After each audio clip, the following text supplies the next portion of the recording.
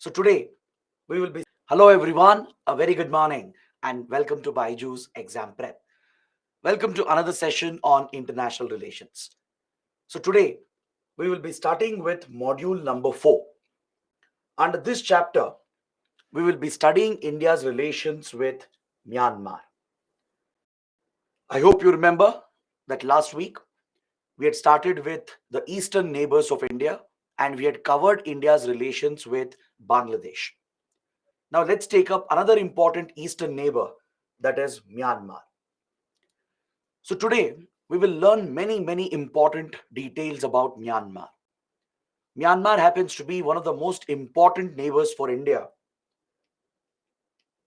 and Myanmar is not just any ordinary neighbor. It's a Southeast Asian neighbor because geographically Myanmar is a Southeast Asian country. So Myanmar becomes this connection for India to link and connect with the Southeast Asia region, which is so important for India in its foreign policy. So we share land and maritime boundaries with Myanmar, with this Southeast Asian country, and this could become the gateway for India to promote its Act East policy. Remember, I mentioned in the previous classes as well that we have a policy dedicated towards Southeast Asia and East Asia, known as the Act East policy. The previous version of it was called the Look East policy. So under this policy, India has been prioritizing Southeast Asia region. And since Myanmar is a Southeast Asian country and a neighbor of India, it becomes a gateway or a land bridge that connects India with the Southeast Asia region. So this is where the importance of Myanmar lies for India. It acts as a connection, a gateway, or a land bridge that connects India with the Southeast Asia region. So this is what makes Myanmar very significant for India. So let's start this chapter by first understanding more about its strategic location.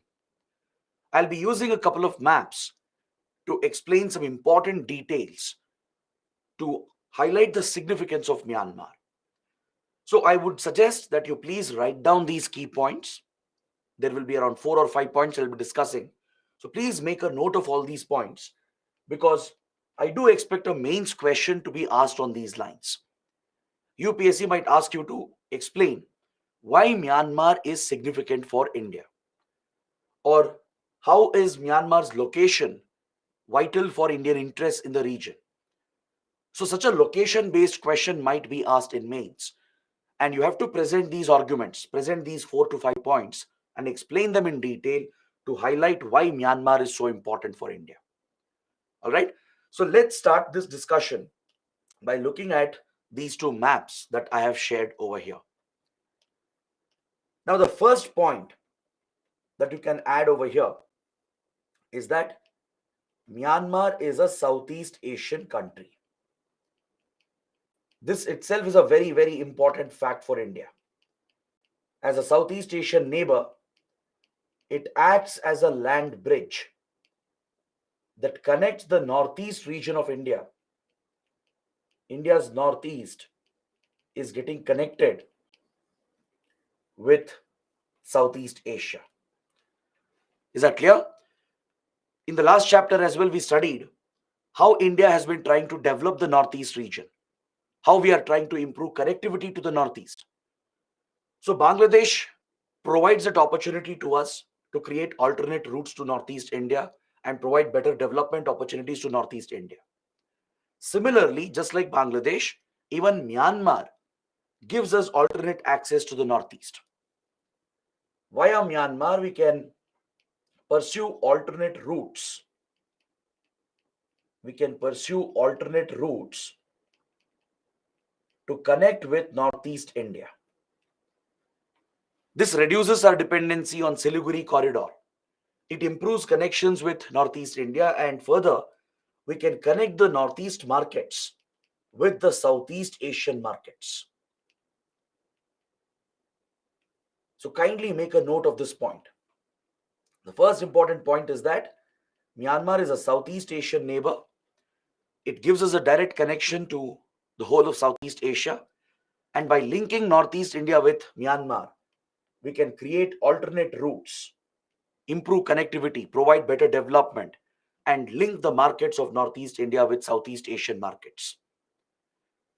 From Northeast India, the goods that are produced can be exported to Southeast Asian markets. From Southeast Asia, investments can be attracted to Northeast India. From countries like, let's say, Singapore, Malaysia. From here, we can drive investments to the northeast of India to create more job opportunities. And the commodities produced in northeast can be exported to Southeast Asian countries. And this is where Myanmar can play a critical role as part of our Act East policy. Understood? So this is the first point. Next, the second point. We share a very long border with Myanmar. The border is around 1,640 kilometers approximately. That is the approximate length of this border. And there are some important northeastern states that share this boundary. Now, if you look at the map, you can find out which are these Indian states, Northeast Indian states, that share this immediate land boundary with Myanmar. We have Arunachal Pradesh over here, followed by Nagaland. This is Manipur. You can see here in this map, this is Manipur here. And then Mizoram. These are the 4 states in the northeast which share this long border, this important border with Myanmar. So Arunachal Pradesh, Nagaland, Manipur, and Mizoram. Now, why is it such an important point? What if such a long border is present? What are the advantages? What are the disadvantages? Right? This border that you see here, it's a very complicated border. The terrain, the geography is very complex, just like India-Bangladesh border or just like the India-Nepal border. You have hilly mountainous areas. You have some very remote locations here along the border which don't have good connectivity or good infrastructure. And also the region is densely forested. So as a result, the terrain is very complex and there are many natural gaps in the border, which makes it a highly porous border. Understood?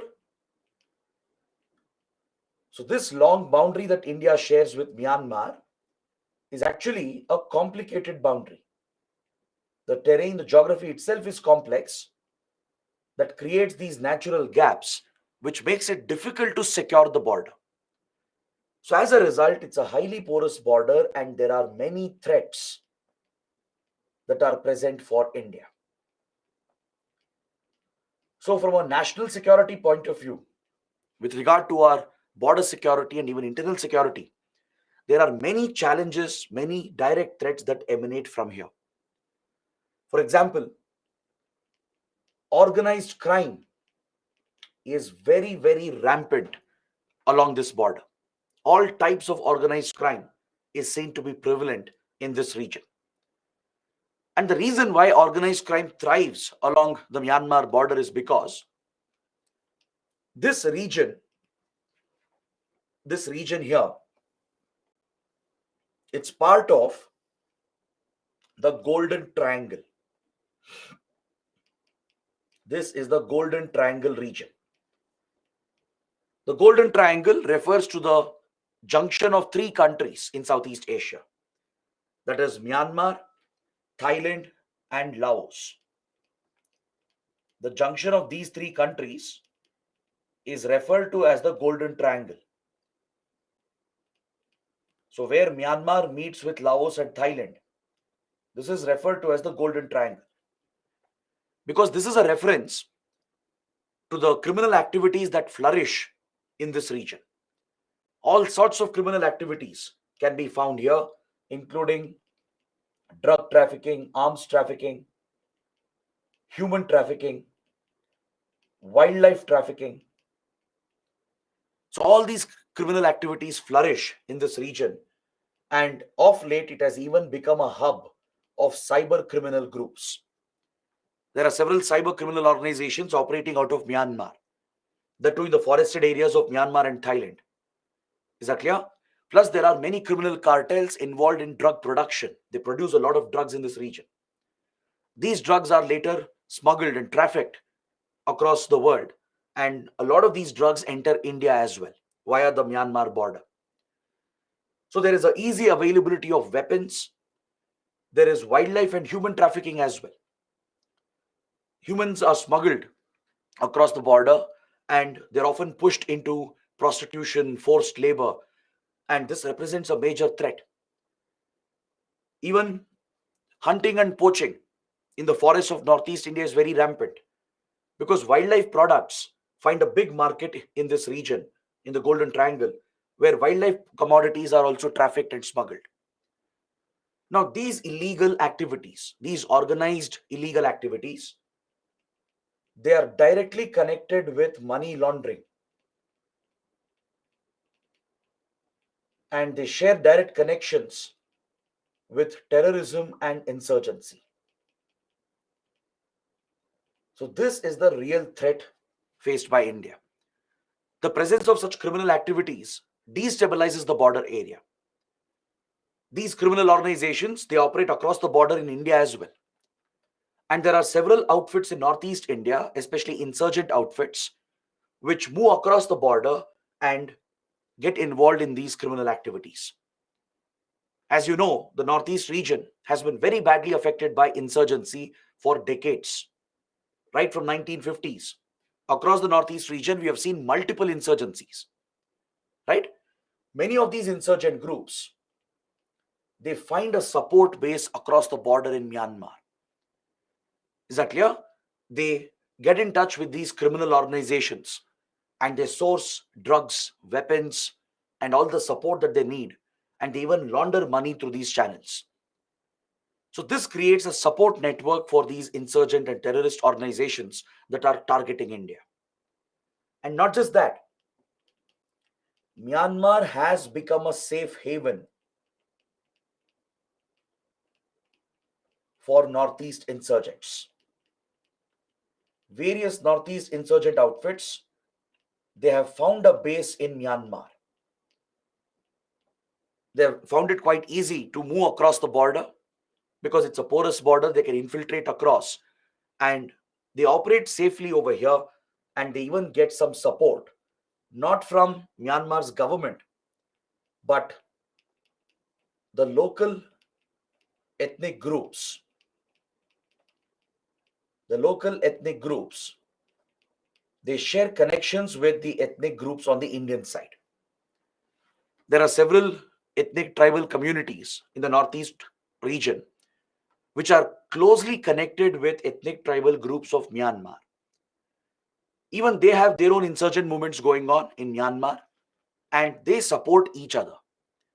So Northeast insurgents such as, let's say, Mizo insurgents or the Kuki insurgents in Manipur, even NSCN, the Naga insurgents, Ulfa, and few other outfits, they have easily found a support base across the border. So whenever they have come under pressure from Indian security forces, these insurgents, they infiltrate, cross the border across, and they find a safe haven where they can hide and operate freely from this region. Is that clear? It becomes a terror sanctuary. The connection between ethnic tribes, even though it forms a cultural bond, a historical cultural bond, there is a risk factor for India because many of the tribes, they do have a connection on the other side. Take, for example, Nagas, the Naga ethnic group. It's a very large ethnic clan, and there are many sub Naga groups within it. So, Nagas are not just limited to Nagaland of India. Nagas can be found in Assam as well, in Arunachal Pradesh as well, in Manipur as well. And Nagas are found across the border in Myanmar as well. So Naga insurgent outfits like NSCN,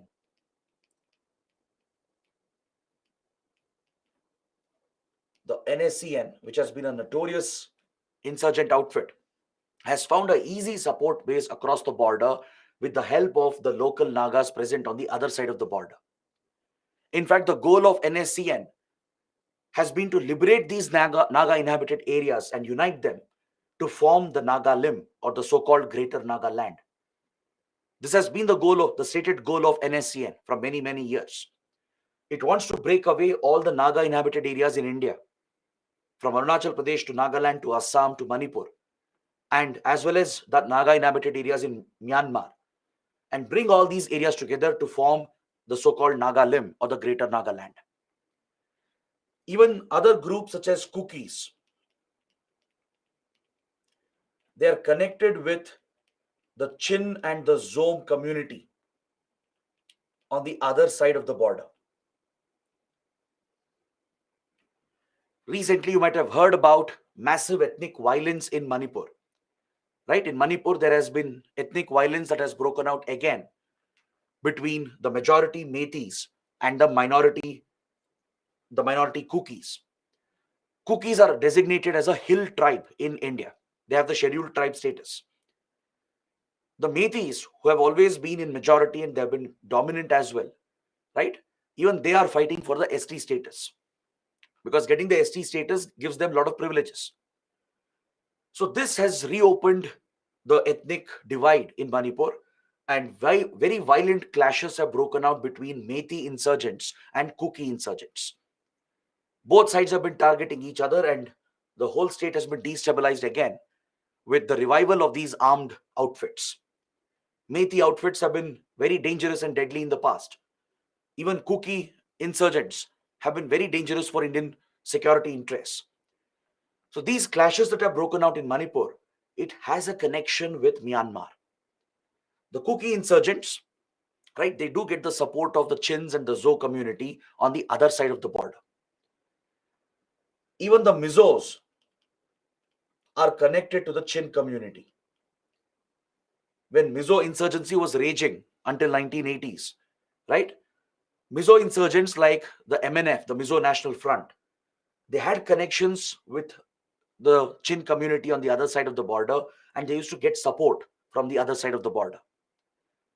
The Chins are native to Myanmar. They're found right along the India-Myanmar border on the Myanmar side. And the Chins have their own insurgency going on in Myanmar. So since all these groups are involved in armed movements, insurgent movements, they support each other, provide shelter to each other, and they even get in touch with these criminal cartels where they can easily procure drugs, weapons, and get involved in other criminal activities. So this is one way of raising finances for their acts of terrorism and insurgency as well. Some of the Northeast insurgents, they not only find a shelter here, but they also smuggle drugs, right? The drugs are used for pushing the youth to addiction, which makes it easier for them to indoctrinate the youth and brainwash them so they can radicalize them and make them join these insurgent outfits. And they also smuggle the drugs for a commission through which they raise finances for their terror activities. They'll easily procure arms and weapons, right? They'll easily push their cadres across the border, keep them safe along the border in Myanmar, and then launch attacks from there against India. So this has become a very common occurrence. So there are major security threats that India has faced along this border from many years. So securing this border, dealing with our security challenges is a top priority for India. Tackling organized crime, tackling money laundering, terror financing, and countering insurgency and terrorism in the region has been a top priority for India. Is that clear? So kindly make a note of these important points. Next, don't forget, along with the land border, we share a maritime border as well with Myanmar. Right? Bay of Bengal becomes a common link between the two countries. So in the Bay of Bengal, there are plenty of resources that are present. It offers a route for connectivity as well. So this is something we would like to explore with Myanmar. Joint resource exploration in Bay of Bengal, connectivity through Bay of Bengal, so that India can connect better with Myanmar and Southeast Asia, and this could open new routes, alternate routes to the northeast region of India as well, right? So this has been a big priority for us. So India has been involved in some major connectivity projects. We have funded many important projects in Myanmar, and we are going to study this today. We are going to look at these Indian investments in Myanmar.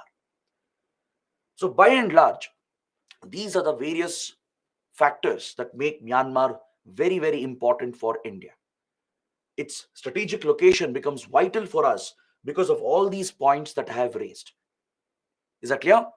So to sum up, Myanmar is a Southeast Asian country acting as a land bridge to link Northeast India with Southeast Asia.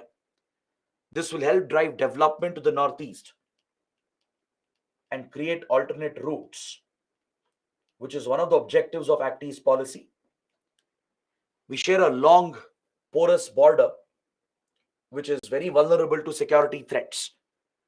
The terrain is very complex. There is a presence of organized criminal activities in the Golden Triangle region. There is a presence of money laundering networks. And along the border, there is a safe haven, a terror sanctuary that exists for several Northeast insurgent outfits. So the security threat is quite serious. And the ethnic connections between these different tribes and native groups complicates the challenges for India. Even though it's a common cultural link, it does pose a bigger challenge for India in dealing with the security threats. And then finally, the maritime boundary that we share in Bay of Bengal creates an area for cooperation where we can explore resources together, take up joint projects, focus on connectivity initiatives to improve regional connectivity. Right? So these are the priorities that we have, and that is why Myanmar is very, very significant for India. Is that clear? So I hope you guys have understood these basic points, because everything that we are going to discuss after this is based on this. Right? For the next 2 hours, whatever we are going to study, everything is related to these points that I have raised at the very beginning. So if this is clear, I would like to proceed with the next part. I want you guys to take a look at this slide, which highlights the interests and priorities of India. Essentially, whatever we discussed just now, I put them down in specific points so that it will help you in your notes making. So Myanmar's importance for India lies in our defense and border security, mainly to counter insurgency and organized crime. This has been a top priority for us all the while. And next, with regard to development of Northeast India, where it is a land bridge to connect with Southeast Asia and provides opportunities for greater connectivity. Understood? Now, there is another important angle to these security challenges that we are facing in Myanmar. There are hostile countries which have used Myanmar as a base to extend support to Northeast insurgents. Now, remember in the last class, that is when we were studying Bangladesh, I had explained how Northeast insurgents found a safe haven in Bangladesh as well. Correct? Various Northeast insurgent groups, they have found a support base in Bangladesh previously under hostile Bangladeshi governments. That is when Bangladesh was under military rule, and when it was ruled by the BNP, the Bangladesh Nationalist Party, which was pro-Pakistan. These hostile Bangladeshi governments had given support to Northeast insurgents from 1970s till early 2000. During those 30-40 years, Northeast insurgents got a lot of support in Bangladesh as well. Apart from Bangladesh, even Pakistan has played a role. Pakistan's ISI, which is Pakistan's intelligence agency, had used Bangladesh as a launch pad to support these Northeast insurgents, supply them with funds and weapons to wage this war against India. So there is an involvement of other hostile countries in creating these security problems. Via Bangladesh, Pakistan also was playing a role in giving some kind of support to Northeast insurgents. We deal with something similar in Myanmar. In Myanmar, apart from support that comes from the local ethnic groups, there is a hostile country which is extending support to them, which is China. China has been using Myanmar as a base to provide direct support to Northeast insurgency. Because China is very influential in Myanmar. It's one of the most influential powers in the country. It has a lot of investments, it has a lot of leverage with Myanmar's government. So China has used this opportunity, rather, it has misused this opportunity to target India and destabilize India, especially after the 1962 war with China. Since then, China has maintained close contacts with Northeast rebels. These insurgent groups, the Naga insurgent outfits, insurgent groups from Manipur and Mizoram, even ULFA, NDFB, right, and the All Tripura Tiger Force, all these deadly insurgent groups that have found a base here, they've got support from Chinese intelligence agencies as well. China has been channeling funds and weapons into the hands of these insurgents by using Myanmar as a base for these covert operations. So, this has been China's covert proxy war against India to destabilize the northeast region of India.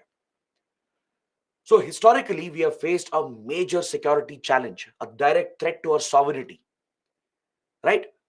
The presence of these terrorist safe havens in Bangladesh and Myanmar, where there is an involvement of Pakistan and China, has been one of our biggest security nightmares.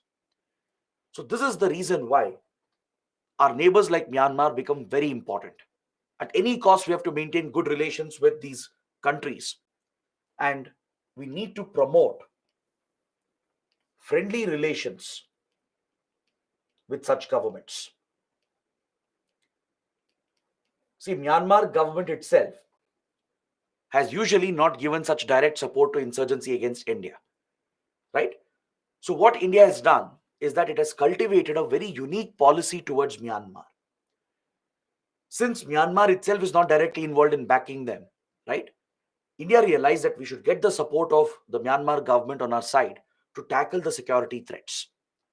Or else, the northeast region would have become even more unstable. So, on these national security grounds, on the grounds of the sovereignty of India in the northeast, India had to focus on Myanmar and cultivate very friendly and good relations with Myanmar, irrespective of who was in power. Because, see, Myanmar has gone through a lot of political turmoil in the past and even today. Myanmar has witnessed, it is still witnessing a lot of political turmoil. Myanmar had a democratic government at one point. It had a limited democratic government at one point, but and after that is going in the status say Myanmar and done time. Russia has because to China in the policy and referred to as Myanmar. Witnessed, it is still witnessing a lot of political turmoil. Myanmar had a democratic government at one point. It had a limited democratic government at one point, but later it was taken over by the military. Myanmar's army has been quite notorious for its political interference. For many decades, it's the military which is in control in Myanmar. So Myanmar's army toppled the government many, many years ago and established its military rule, which is referred to as the rule of the junta. In international relations, when military rule is established, it's often referred to as the junta rule or the rule of the junta. All right? Wherever military dictatorships come up through military coups, where elected governments, democratic governments are thrown out and the military captures power for itself, right? In such cases, it's referred to as the junta rule or the rule of the junta. So, despite Myanmar being an authoritarian dictatorial state, where there are no fundamental rights, where human rights have been crushed and violated. Despite all these violations that have happened, India has still cultivated a very close, friendly relationship with Myanmar's government. We haven't really bothered who is in power in Myanmar, be it a democratic government, be it the military rule. We have cultivated very good relations with either of them because India has major national interests to protect. Now, let's say India gets idealistic on the lines of human rights, democratic rights. If we try to criticize Myanmar's military for all the violations it commits, then we are going to alienate the military, which is going to get closer to China. And even Myanmar's military might start backing the Northeast insurgents. That would be an absolute nightmare for India, right? So, this is where India has adopted a very realistic policy towards Myanmar. Remember, in the first class, we studied about two schools of thought in international relations: the idealist school of thought and the realist school of thought. The idealist school of thought believes you should focus more on ideals, principles, values, and ethics, right? So, that approach is good sometimes. It upholds your core beliefs, your core principles. But sometimes in geopolitics, you can't be idealistic. Sometimes you have to keep aside your idealism. You have to ignore your ethics, values, principles, and focus on realism. Focus on realistic foreign policy goals by following a pragmatic foreign policy. That is exactly what India has done in Myanmar. We have we have looked away from the internal problems of Myanmar. Right? Internally, there are many problems in Myanmar, not just the political problem. There are many insurgencies going on. Myanmar's army has almost committed a genocide against a minority group. It has triggered a massive refugee crisis. So, in the last 60, 70 years, Myanmar has committed some brutal violations. It has been sidelined by the entire world. It's under sanctions from many countries. But India has ignored all of this. We have kept all of this aside and we have built very close strategic ties with Myanmar. We have built very close strategic relations with Myanmar. And this is the realist policy of India. Such a policy can be referred to as realpolitik. Realpolitik is a term in geopolitics which was popularized by Henry Kissinger, the then National Security Advisor of the United States. Later, he became the Secretary of State as well. Realpolitik refers to the pursuit of realist interest, the pursuit of pragmatic interests, right, where you prioritize your national interests over ideals, principles, and values. I know it sounds cold-hearted sometimes. If you're ignoring ethics principles, if you're ignoring human right abuses, right, and if you're giving them funds and weapons as well, right, it does sound wrong, morally wrong, ethically wrong. But sometimes there's nothing you can do about it, right? Internally, India can't interfere. We can't really make changes inside of Myanmar. If we were to interfere, let's say we were to criticize Myanmar's military, let's say we were to join the Western countries in imposing sanctions, that strategy will only backfire because Myanmar's military will turn against India. Myanmar's military is already very close to China. So they'll collude with China to give even more support to the insurgent outfits. That will destabilize our northeast region, affect our security interests. So instead of that, wouldn't it be better to not interfere inside Myanmar, allow them to do what they want, right? And instead build practical relations with whoever is in power and build a strategic relationship so that at least your security interests can be protected. And that is exactly what India has done because India didn't have another choice, right? You see that happening in the case of Russia-Ukraine conflict as well. We know for a fact that Russia has done wrong things. It was Russia which violated international law by invading Ukraine, right? But we have such major interests with Russia and a historical partnership and friendship where Russia has always backed India. So keeping those interests in mind, we have ignored the violations in Ukraine and still backed Russia every single time. We have not followed Western sanctions against Russia. We have never voted against Russia even once in the last 1.5 years. Many resolutions have been brought up at the UN criticizing Russia, but India has not voted. We have abstained from all those votes. So that is again a realistic policy of India in order to maintain the strategic relations with Russia. And we have balanced that with very pragmatic ties with Western countries as well. Right? You see something similar with Myanmar. With Myanmar as well, India has been very realistic from 1950s, 1960s itself. It's not a new policy.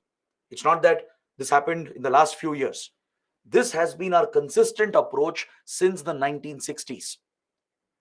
Despite all the internal problems and political turmoil and the human right violations, violation of democratic rights, etc., India has built very good strategic relations with the government of Myanmar, especially Myanmar's army. We have made very big investments, supplied weapons to them as well. We have conducted joint exercises, joint military trainings, right? And we have managed to counter the Chinese influence in order to protect our national interests, in order to safeguard our borders and safeguard the Northeast region.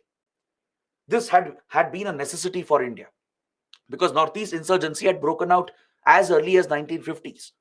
The Naga insurgency had started as soon as India became independent, right? Then insurgency broke out in Manipur and Mizoram in the 1960s. Then in 1970s, insurgencies broke out in Assam, in Tripura. Many of these insurgents had a support base in Myanmar where they had contacts with Chinese intelligence. We knew that China was supplying funds and weapons to them. So it was a dire circumstance for India. India was pushed to the corner. So to uphold our sovereignty, to protect the Northeast region and counter insurgency and all the security threats, we had to build close relations with Myanmar. Is that clear? So we will study the political history of Myanmar. I'll take you through the major political history of Myanmar. We have to understand the current situation as well. So this explanation will help you understand our approach towards Myanmar. India has followed a very realistic approach. We have followed a policy of realpolitik, where we have been realistic and pragmatic in our approach, and we have kept aside idealism. We have ignored all the internal violations, and despite all the violations the military has committed, we have built very, very close ties with the military junta in Myanmar. After China, if you ask me which country is the most influential in Myanmar, it is India. China has always been influential, right? Because the military junta is a communist state. The military junta of Myanmar is inspired by communist principles. So it's naturally very close to China and even to Russia. Russia has supplied a lot of weapons to Myanmar. China has always been a sponsorer. It has made billions of dollars in investments. It has given security support and supplied weapons to Myanmar's military, given diplomatic support as well. So China and Russia are naturally close to Myanmar's military. But apart from these communist powers, it is India which is the next most influential power in Myanmar. We've been able to do this by cultivating a very practical, a realistic approach where we have helped Myanmar where needed and in return taken the help of Myanmar where it is crucial for us. Now, Myanmar, if it needs funds, will provide funds. If it needs weapons, we'll supply weapons. Is that clear? If it needs diplomatic support, we'll do that indirectly at least. That is, will not follow Western sanctions, right? Will not vote against them directly. So such indirect support can be provided by India.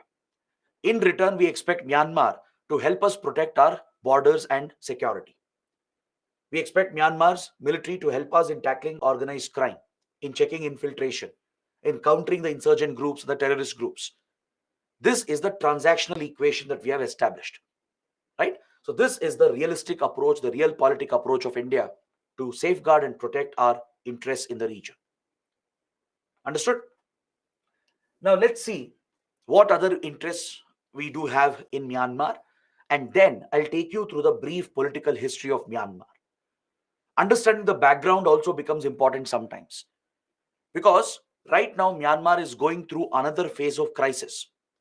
So UPSC might ask you a question on the internal problems of Myanmar and how it affects India. In the last 3 years itself, Myanmar is again back into the mode of a political crisis, right? It's facing a very serious crisis inside the country. And this has a bearing on India. It has an impact on India. So UPSC might ask a question on the internal situation of Myanmar, and without the background, you can never write a good answer to it. So let's study the brief political history of Myanmar and how it impacts India. But before that, let us see what other interests and priorities we have with this country. So apart from the long land and maritime boundaries, we have established that Myanmar is strategically vital for India, both for internal and external reasons. Correct? Primarily for security and strategic reasons. For security and strategic reasons, Myanmar has been vital. Our primary objective has been to ensure political stability in Myanmar. Because as I told you, the country has seen long periods of military rule. It has been affected by ethnic violence, insurgencies, large-scale communal riots, right? So as a result, Myanmar has gone through a lot of political and social turmoil. And any turmoil in our neighborhood is not good for India. These events can spill over. They can have a spillover effect, and it might destabilize our border areas. Is that clear? So our top priority in Myanmar has been to ensure political and social stability in the country. So whatever possible from India's end, we will do that to stabilize Myanmar politically and socially. So this is another major goal of India, one of the top priorities of India. Other than that, we do seek friendly relations so that we can work together and exploit the common geography, the common history, the common culture that we share with each other. There is, in fact, a civilizational relationship, a historical relationship dating back to ancient medieval times that we share with Myanmar. Is that clear? There have been various kingdoms and empires that have formed a historical connection between India and today's Myanmar, be it Hinduism and even Buddhism. Both the religions have been a common connect. You do find strong connections between India and Myanmar, which are cultural, religious connections. See, Myanmar today is a Buddhist country. It's a majority Buddhist nation.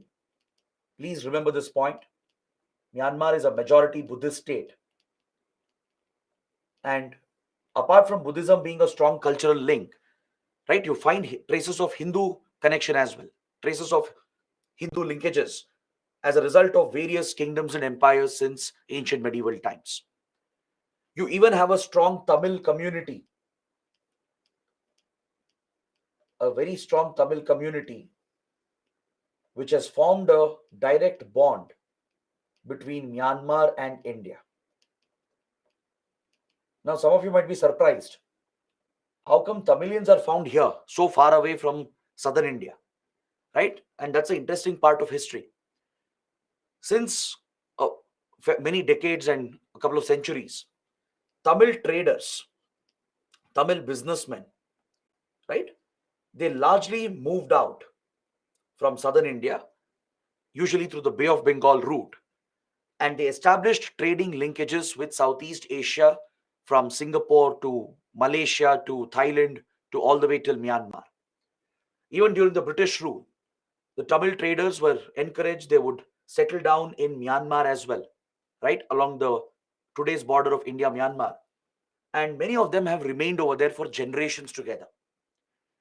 And this is not just a modern link in the colonial period. Even historically, there have been Tamil empires and kingdoms which were trading with these parts of the world.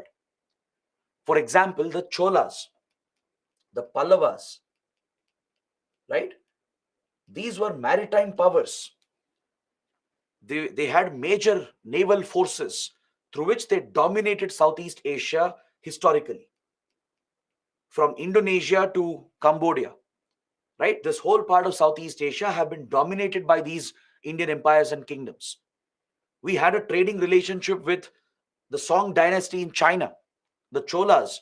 They had built this strong trading relationship via the Malacca Strait and South China Sea, and they used to trade with the Song dynasty in China. That is why you find a strong Hindu, Buddhist, and Islamic connection that binds India and Southeast Asia even today. If you've ever been to, let's say, Thailand or Malaysia or Singapore or Indonesia, to places like Bali, right, or even Cambodia, you find very strong traces of Indian connection, either through Hinduism or Islam or Buddhism. There is a strong religious connect. You look at the language that is spoken, many of the dialects and the words that are used, the food, the festivals, right? There are many common things that bind us with Southeast Asia since historical times, right? So, Tamil kingdoms like Cholas, especially, they had a reach and influence across this region. These were built upon during the colonial times again, and many Tamil traders and businessmen, they would travel through the Bay of Bengal, through the maritime route, establish a strong trading link with Southeast Asian markets. That's why even today you find a strong Tamil diaspora in Singapore, in Malaysia, in Thailand, in Indonesia as well, right? So in Myanmar, along the northeast border of India, along the borders of Nagaland and Manipur, there are few trading points where the Tamil traders are very dominant even today. But at one point they were pushed out when Myanmar's military took over in 1960s, when it carried out a military coup. The Tamil diaspora was targeted. They were asked to quit the business and leave and go back to India. So many of them were displaced, but some of them remained. You still find a Tamil community right along the border, either inside Myanmar or sometimes in Manipur, Nagaland, Mizoram area. So there are these deep-rooted cultural links, economic links, historical links, which offers an opportunity today for further cooperation with Myanmar. So these are the major interests that we have. And as a result, it becomes important for you to understand the political history of this country. You should know the brief political history of Myanmar. There is a troubled history, and these events that have happened, that is still happening, has an impact on Indian interests. All right. Now that we know what are India's interests, right, we have studied that in detail. So it's better we focus on the history of Myanmar and how it impacts India, how the current situation impacts India. Right? This is the major part of the discussion. The rest of the topics are pretty small, but this is the major part of the discussion. So let's take a look at the history of Myanmar's internal politics. See, Myanmar, as you know, it was previously called Burma. Burma was the colonial name. It was a British colony, just like India. Kindly remember this point. But it was not part of British India. All right? Burma was a separate colony on its own. It was a British colony, and it gained independence in 1948, just 1 year after India's independence. So since then, for majority of its independent history, Myanmar has been ruled by the military.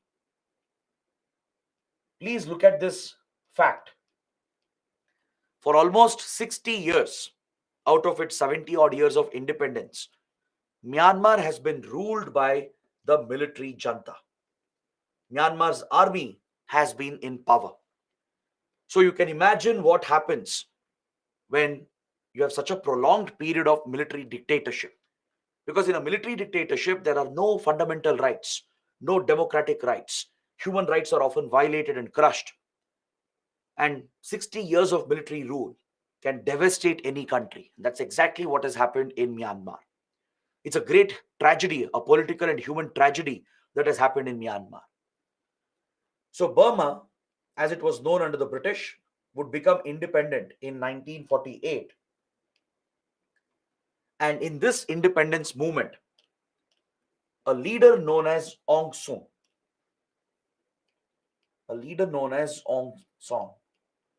played a very, very important role in the independence movement of the country. You can see Aung San in this image over here, right? He is considered as the founding father of Myanmar. At least he was. All right. He was the one who led the independence movement against British colonial rule, and he led Myanmar to independence in 1948. So, under the leadership of Aung San, the country gained independence from British rule, and it transitioned into a democratic state. It had some kind of limited democracy from 1948 till 1962. Is that clear? But in 1962, Myanmar's military, which had kept its eyes on the power structure of the government, right? It also blamed the government for all the problems that was plaguing the country. In these 14 years, from 1948 to 1962, Myanmar was struggling internally. Its economy was not growing. There were a lot of social and ethnic challenges. There are many different ethnic groups, just like the northeast of India. It's a multi-diverse ethnic society. So many ethnic tribes had rebelled against the Myanmar government. They had taken up insurgency. So a lot of violence and destabilization had happened, and economic growth had been compromised. And apparently, the government also was seen as a very corrupt government. Using these excuses, the military toppled the government and carried out a military coup in the year 1962. Myanmar's army was just waiting for an excuse to take over the political structures. It would blame the government for all the problems of the country, the social problems, the security problems, the economic challenges, right? They were all blamed on the government.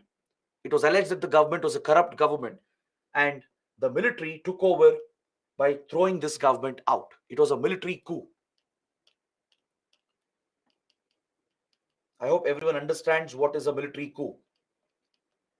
Military coup occurs when the military throws out the legitimate government of a country.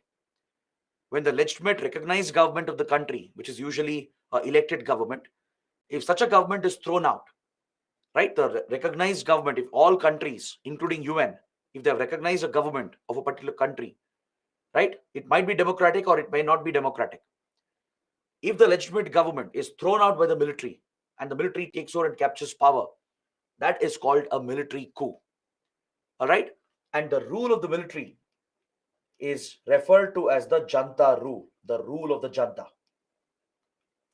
So in 1962, the country came under military rule, and it continued to remain under military rule all the way until 2010.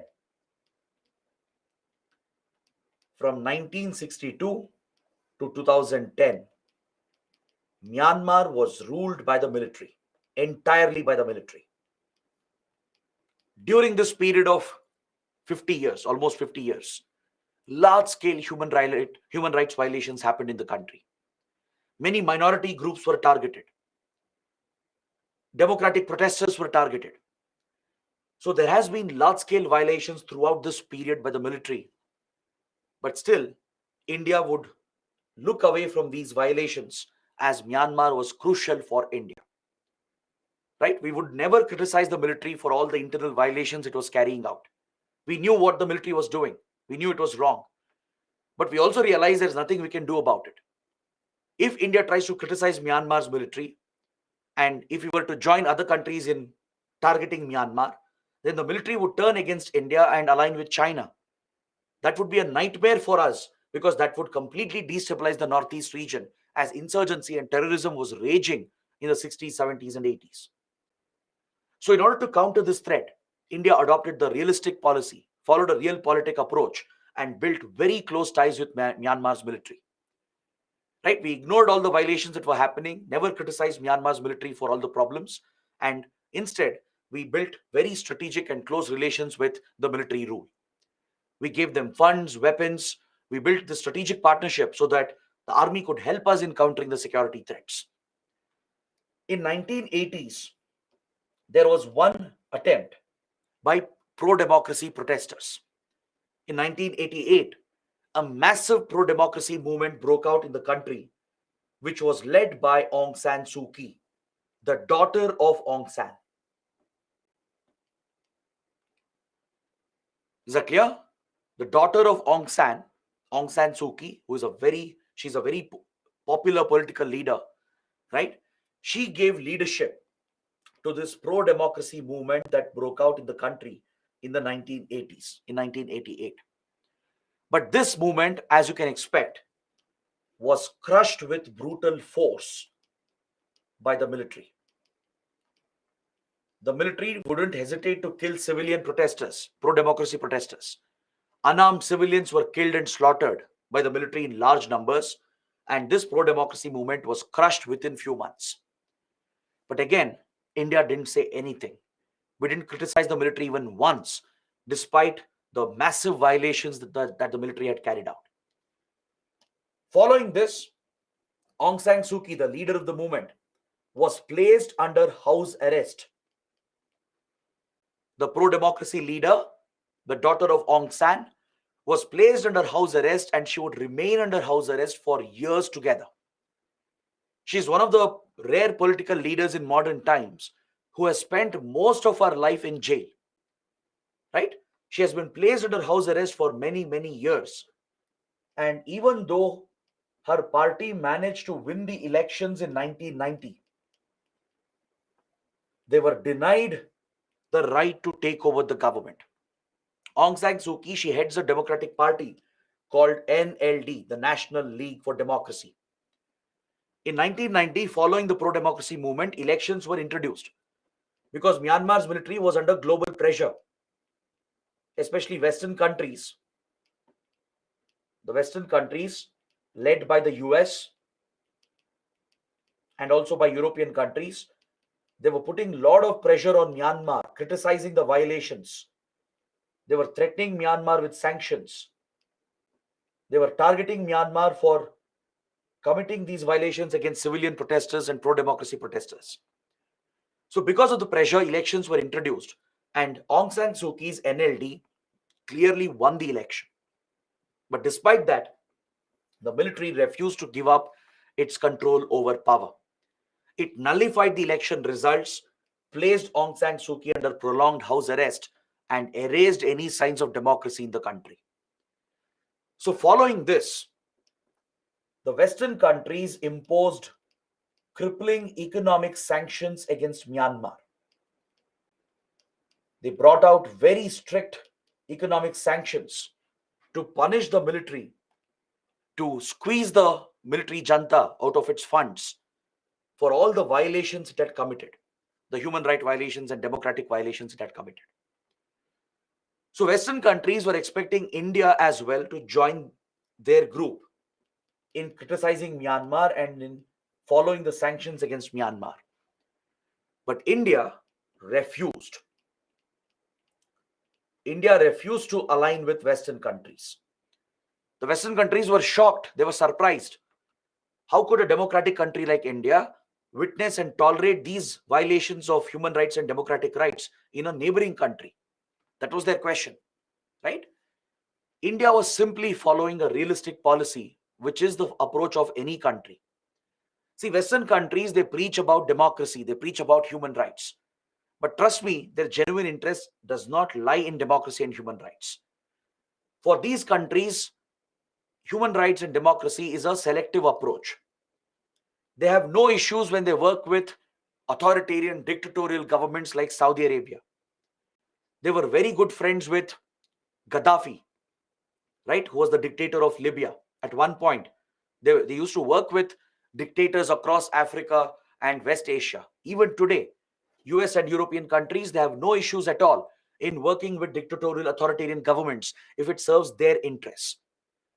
But only where they have a geopolitical interest, where they want to counter rivals like China or Russia, etc., only there they will bring up the issue of democracy, human rights, and other issues. So India, which follows an independent foreign policy, right? We have studied our policy is rooted in the principle of strategic autonomy. We look after our own interests. We don't look after American interests or European interests. Indian interests dictated that we needed Myanmar's military to tackle Northeast insurgency. We needed the help of Myanmar to counter the Chinese influence and China's role in destabilizing Northeast India. That was our top priority, right? So we ignored the Western pressure. We ignored US and European countries and whatever they were saying. They were criticizing India, putting pressure on India. But we stood up against Western pressure and ignored all of this and continued our friendly approach with Myanmar. India bypassed these economic sanctions. We have never followed sanctions against Myanmar. Is that clear? Willingly, we have not followed the sanctions against Myanmar. We ignored all the sanctions and continued the close relations. So this situation continued for many more years. Throughout 1990s and early 2000, Aung San Suu Kyi would remain under house arrest. That is why she was awarded the Nobel Peace Prize. She was recognized by the Nobel Committee for her efforts to bring democracy in Myanmar, and she was awarded the Nobel Peace Prize. Right? Myanmar's military continued its hold over power. It continued some of the violations as well. But India ignored the Western pressure. We bypassed the Western economic sanctions and became one of the biggest investors in the country after China. After China, India remains one of the biggest investors. We took up many projects. We built closer economic ties. We supplied weapons, as I told you, and we would even conduct joint exercises and joint operations with the military.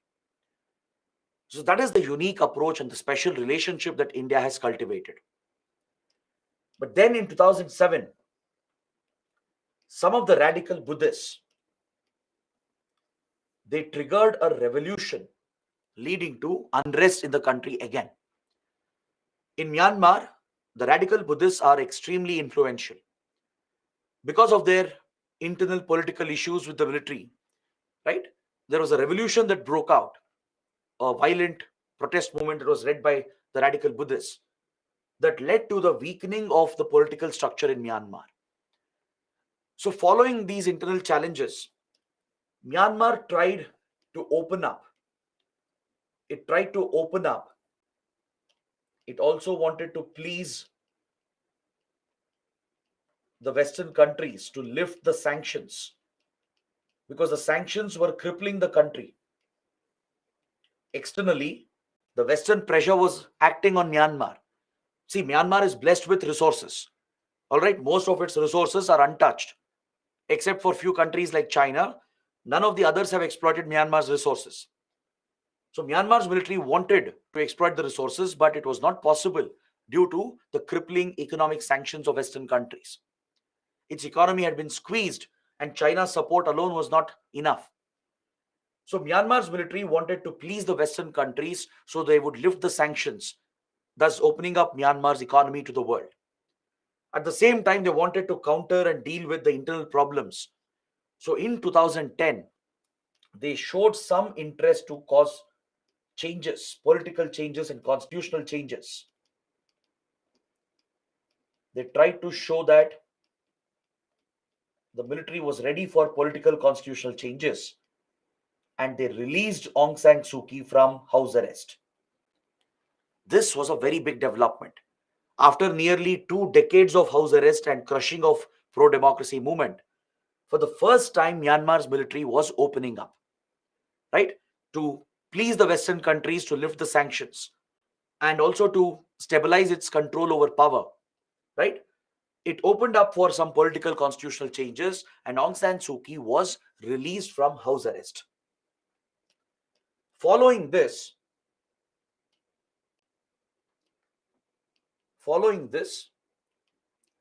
a new constitution was adopted in 2010 to pave the way for a partial democracy. A partial democracy was introduced in the country. Is that clear? I'm saying it was a partial democracy because the elections that were held following this change and the government which was formed, it was still dominated by the military itself.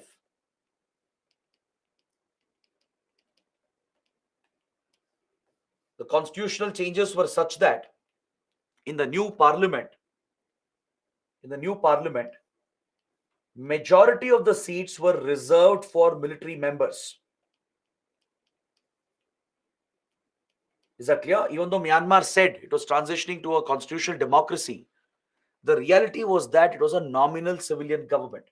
Only for the sake of it, it was a civilian government.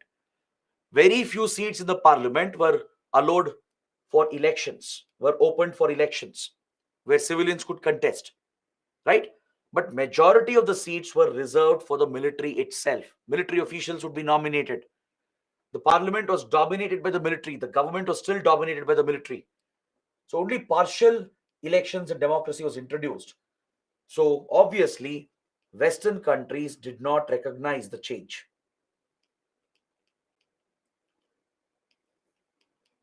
Western countries, they did not recognize the transition, and they continued the economic sanctions. They did not lift the economic sanctions as Myanmar was expecting, because they saw that it was a farce. They really didn't transition to a democracy. There was no free and fair elections. Majority of the seats were reserved for the military itself, for nominated military officials. Government itself was still dominated by the military, and only few seats had been thrown open for elections. This was a namesake democracy like Pakistan. Even Pakistan has a civilian government, elected civilian government. Pakistan is a democracy on the face of it, right? But everyone knows the civilian government is useless. It's powerless. The true power in Pakistan is controlled by the Pakistani military, the army, and the ISI, right? So something similar happened here in Myanmar in 2010. So even though elections happened in 2011 and a new government was formed that lasted until 2015, it lasted for 5 years. This was only a nominal and a partial democracy. So Western countries did not recognize the changes, they did not lift the sanctions, whereas India welcomed the changes. India, as a close friend, we welcomed the transition that Myanmar was making. Even though it was a slow transition, India welcomed the change.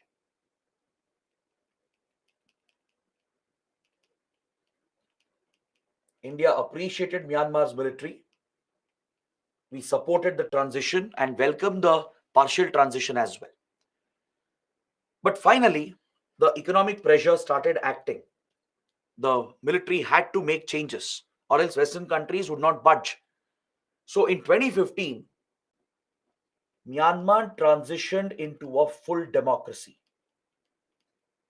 For the first time in 60 years, Myanmar was returning back to a democracy, and the military stepped aside. The military stepped aside, at least officially it stepped aside. A new constitution was brought out, constitutional changes were carried out, and fresh elections were announced in the country.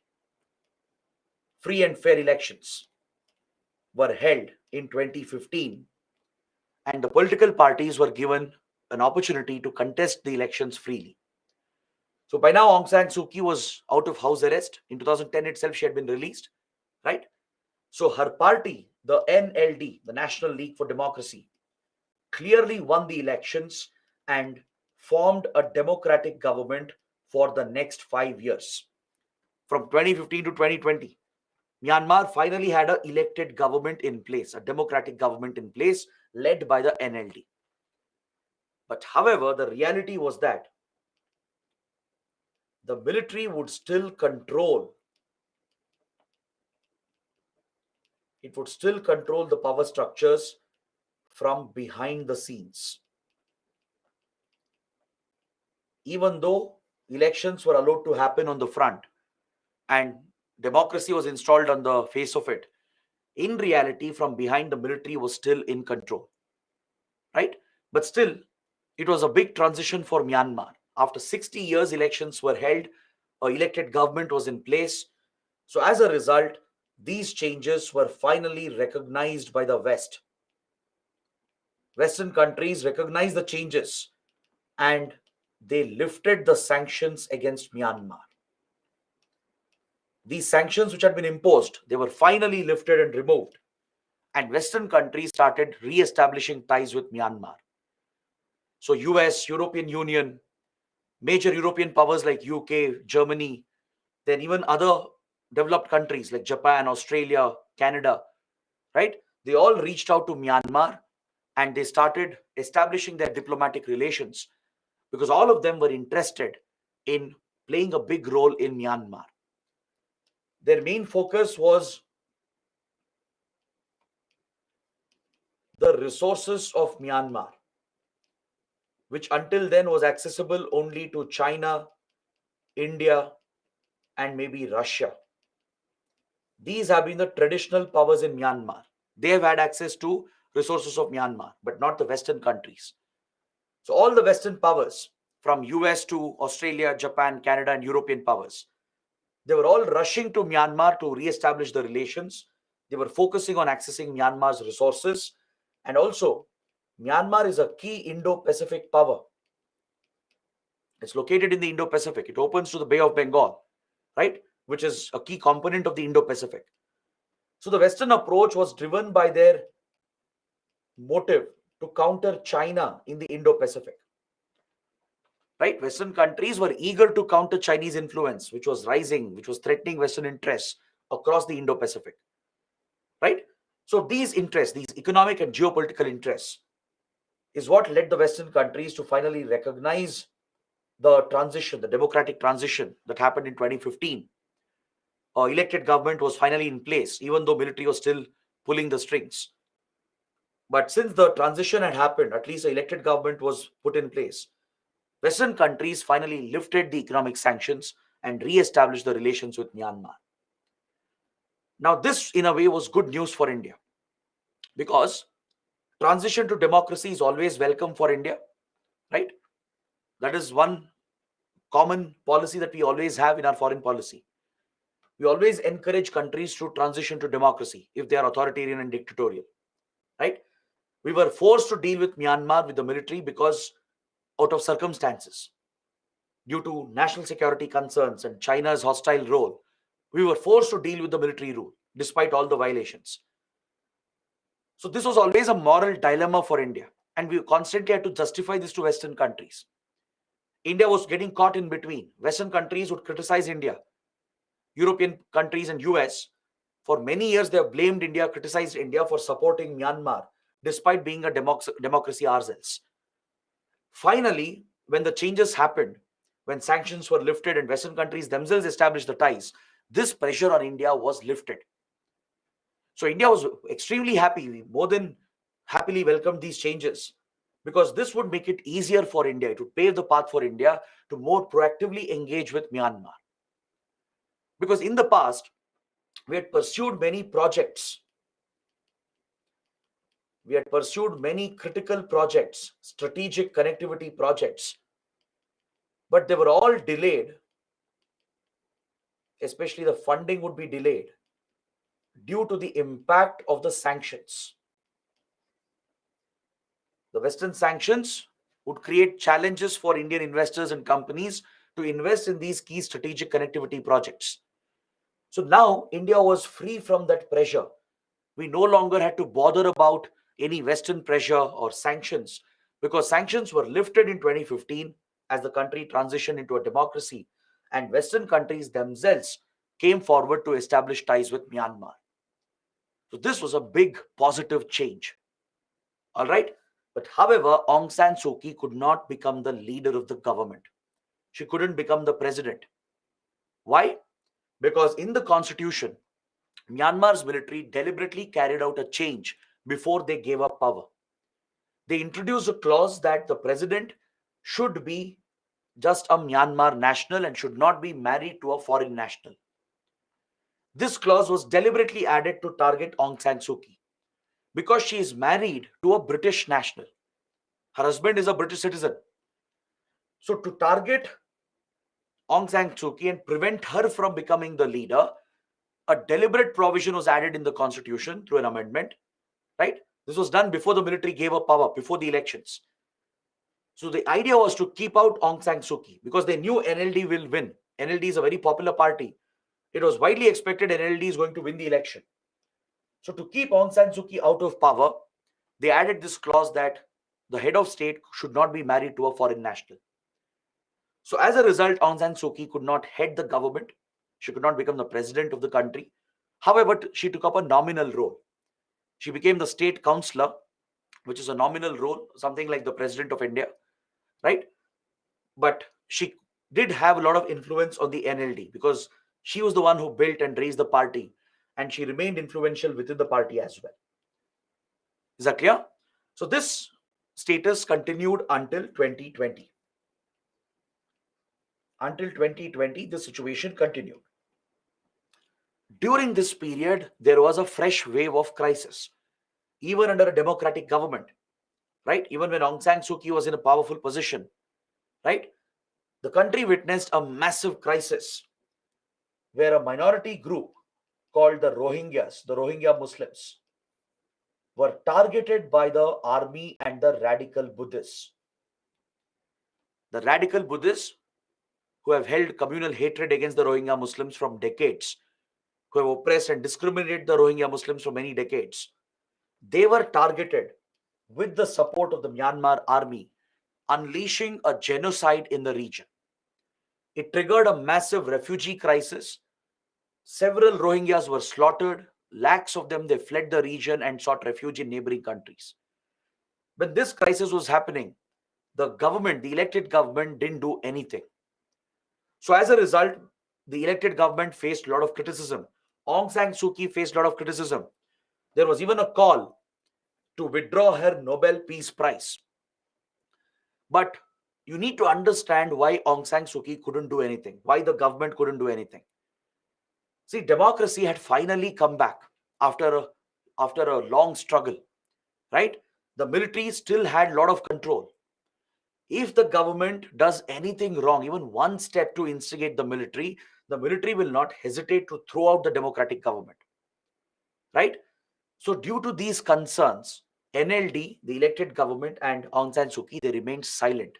They didn't utter a word on the Rohingya crisis, which was perpetuated by the army and the radical Buddhists. Is that clear?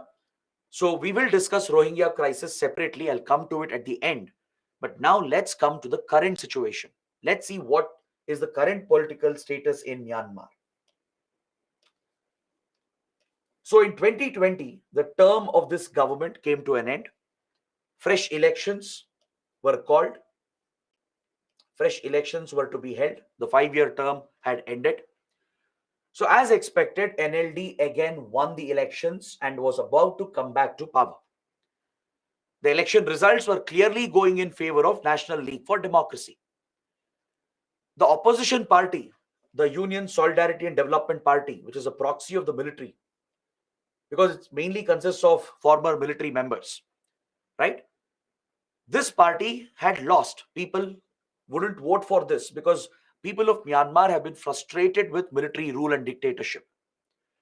So NLD has remained popular despite all the criticism, all the challenges, and people voted for Aung San Suu Kyi and NLD, and it was clearly about to win the elections. But before the results could be finalized and announced in February 2021, the military resorted to its usual tactics. Now, the military was worried. It was concerned about the growing popularity of Aung San Suu Kyi and NLD. The military realized that if democracy continues for one more term, the military might be wiped out. So this led the military of Myanmar to step in again, to intervene again in the electoral process.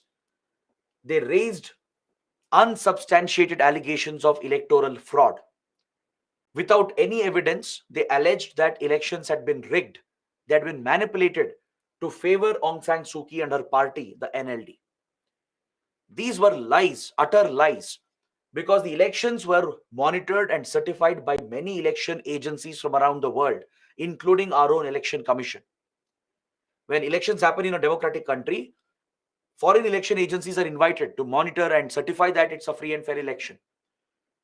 So many election agencies and commissions, including the Election Commission of India, they had certified that on the ground, the elections appear to be free and fair. Right?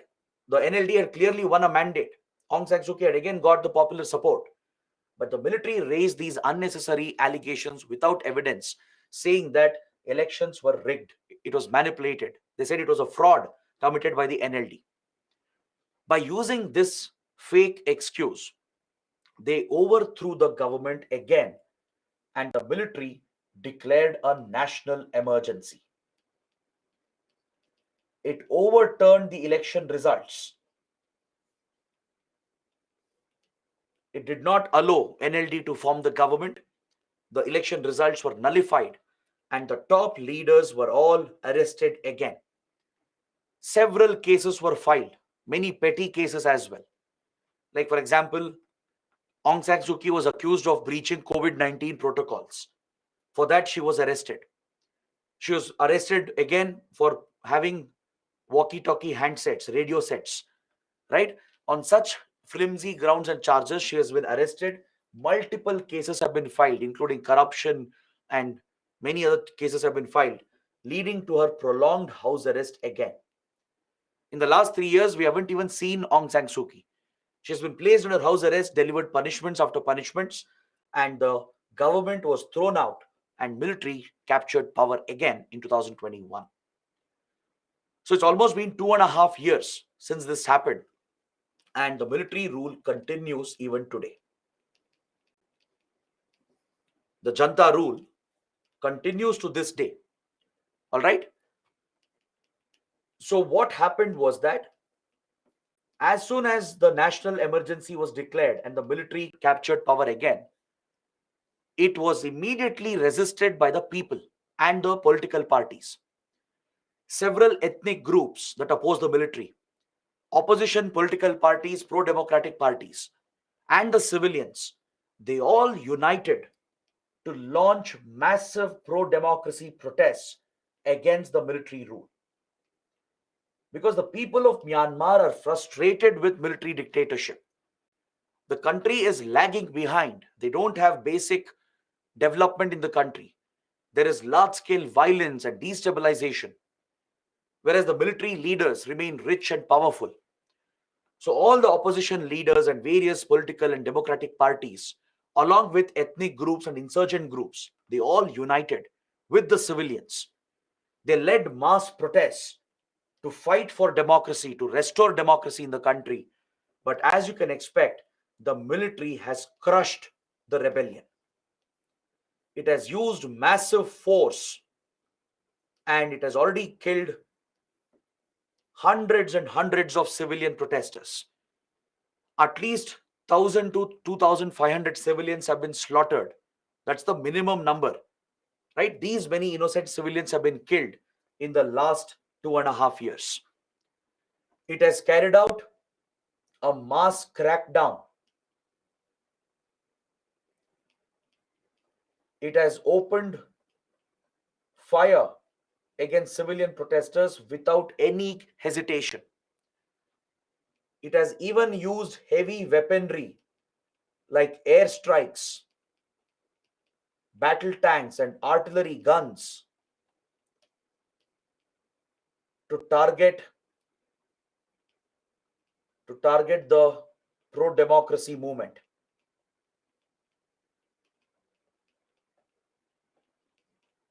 Is that clear? So that is the disastrous situation that Myanmar has gotten into again. And it's all thanks to the military dictatorship of Myanmar. They have used Russian fighter jets. Myanmar's Air Force also has Russian fighter jets like the Sukhoi 30, MiG-27, etc. And they have conducted airstrikes to bomb the areas that are held by the opposition leaders. All the opposition elements, they have come together to form a national unity government. They have created a parallel government. They even hold some territories as well. They hold some areas as well. Right? They've got the support of some insurgent groups along with political parties and civilians. They've all united together.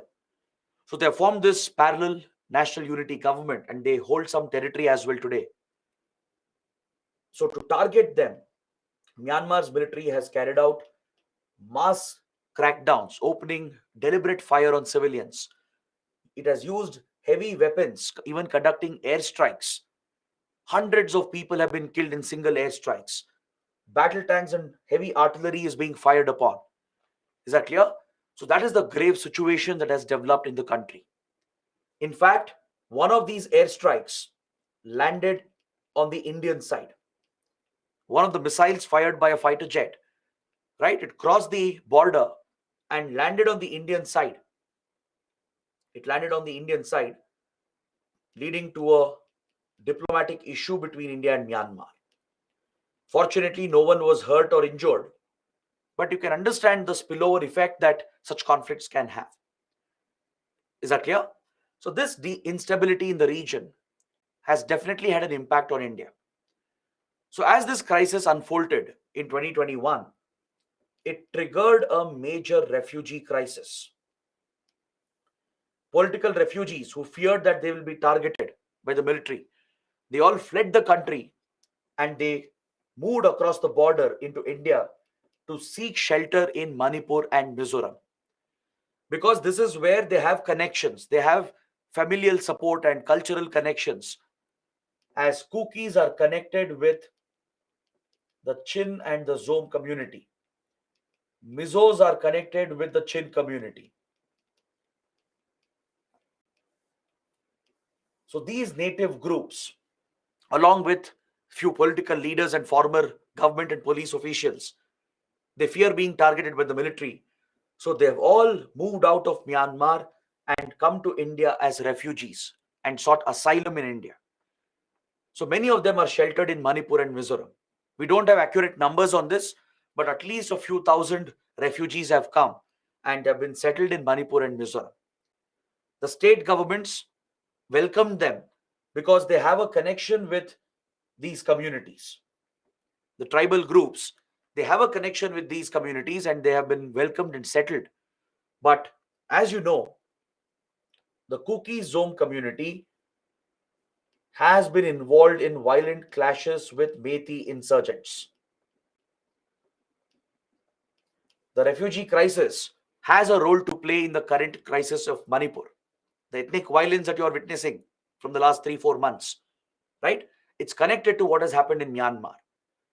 The allegation is that the Meiteis have alleged that the Kuki zones who have come to Manipur, they are encroaching forest land and growing drugs. The Kuki zones have denied this allegation. They're saying that the refugees are simply settling down. They've cleared some forests just to settle down because they have no other place to go. So these divides, along with the demand for the tribal status by the Meiteis, triggered massive violence where Meiteis unleashed massive violence against the Kukis. Kukis also have retaliated with counter violence, leading to complete destabilization of Manipur. And there's every possibility of insurgency raging back in Manipur. See, Manipur has suffered from deadly insurgency from 1960s to 1990s. This was the most violent period in Manipur's history. The insurgency was mainly between Meiteis and Nagas, Meiteis and Kukis. It's a result of ethnic violence and ethnic divisions. Meiteis and Nagas have targeted each other. Meiteis and Kukis have targeted each other. But over the years, India had tackled the threat. The insurgency had gone down, right? Due to better counterinsurgency operations, better development, we had managed to subside the insurgent movements. But now the wounds have been reopened. On one hand, there is a ST issue, the scheduled tribe status issue, because Meiteis are demanding ST status, even though they are in majority. Only Kukis and Nagas have the ST status in Manipur because they are in minority, they are hill-dwelling tribes.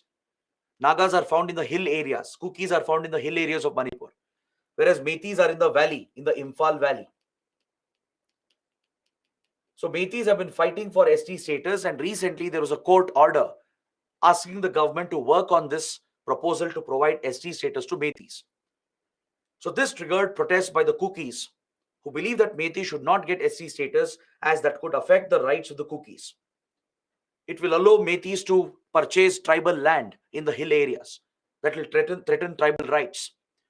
So as Cookies protested, right, Metis were alleging that Cookies and Zone community were working together to breed terrorism and crime, including drug production, drug trafficking in the state. They alleged that the Chin Zone refugees who had come, who were connected to the Cookies, they were deforesting the areas to grow drugs. Based on these allegations, security operations were carried out by the Manipur government, by the Manipur police.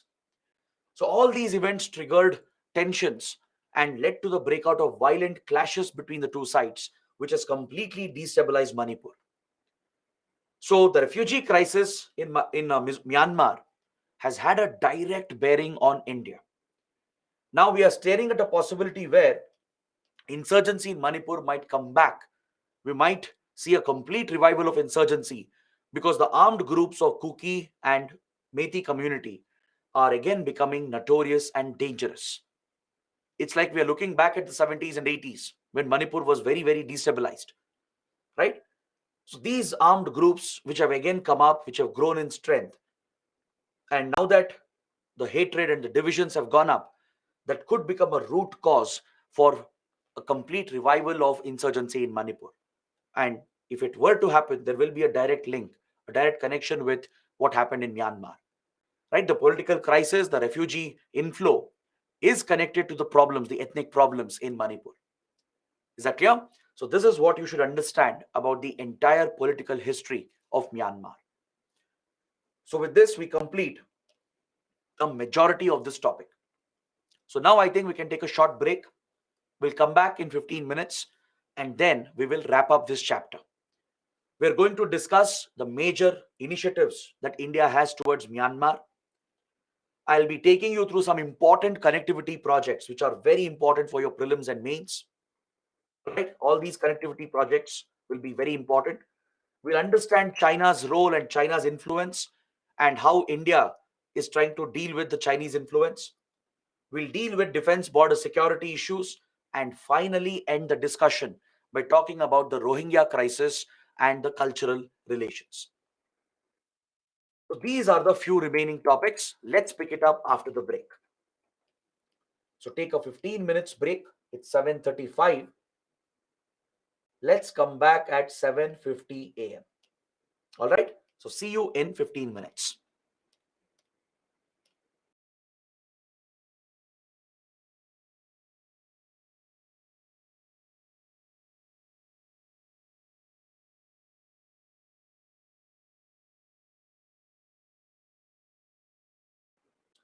One, of course, is the Act East policy of India. As we discussed, Myanmar is like a land bridge. It's a gateway for us to connect with Southeast Asia. The focus of the Look East Act East policy has always been to improve India's relations with Southeast Asia and East Asia. So Myanmar occupies a very, very important place in our Look East Act East policy. If we have to connect better with Southeast Asian markets, if we have to drive development to Northeast India, Myanmar will be very, very critical. Correct? Myanmar is also blessed with resources. It is also a key member of the ASEAN group, which is a regional grouping of the Southeast Asian countries. So India has been pursuing close ties with Myanmar as part of the Act East policy as well.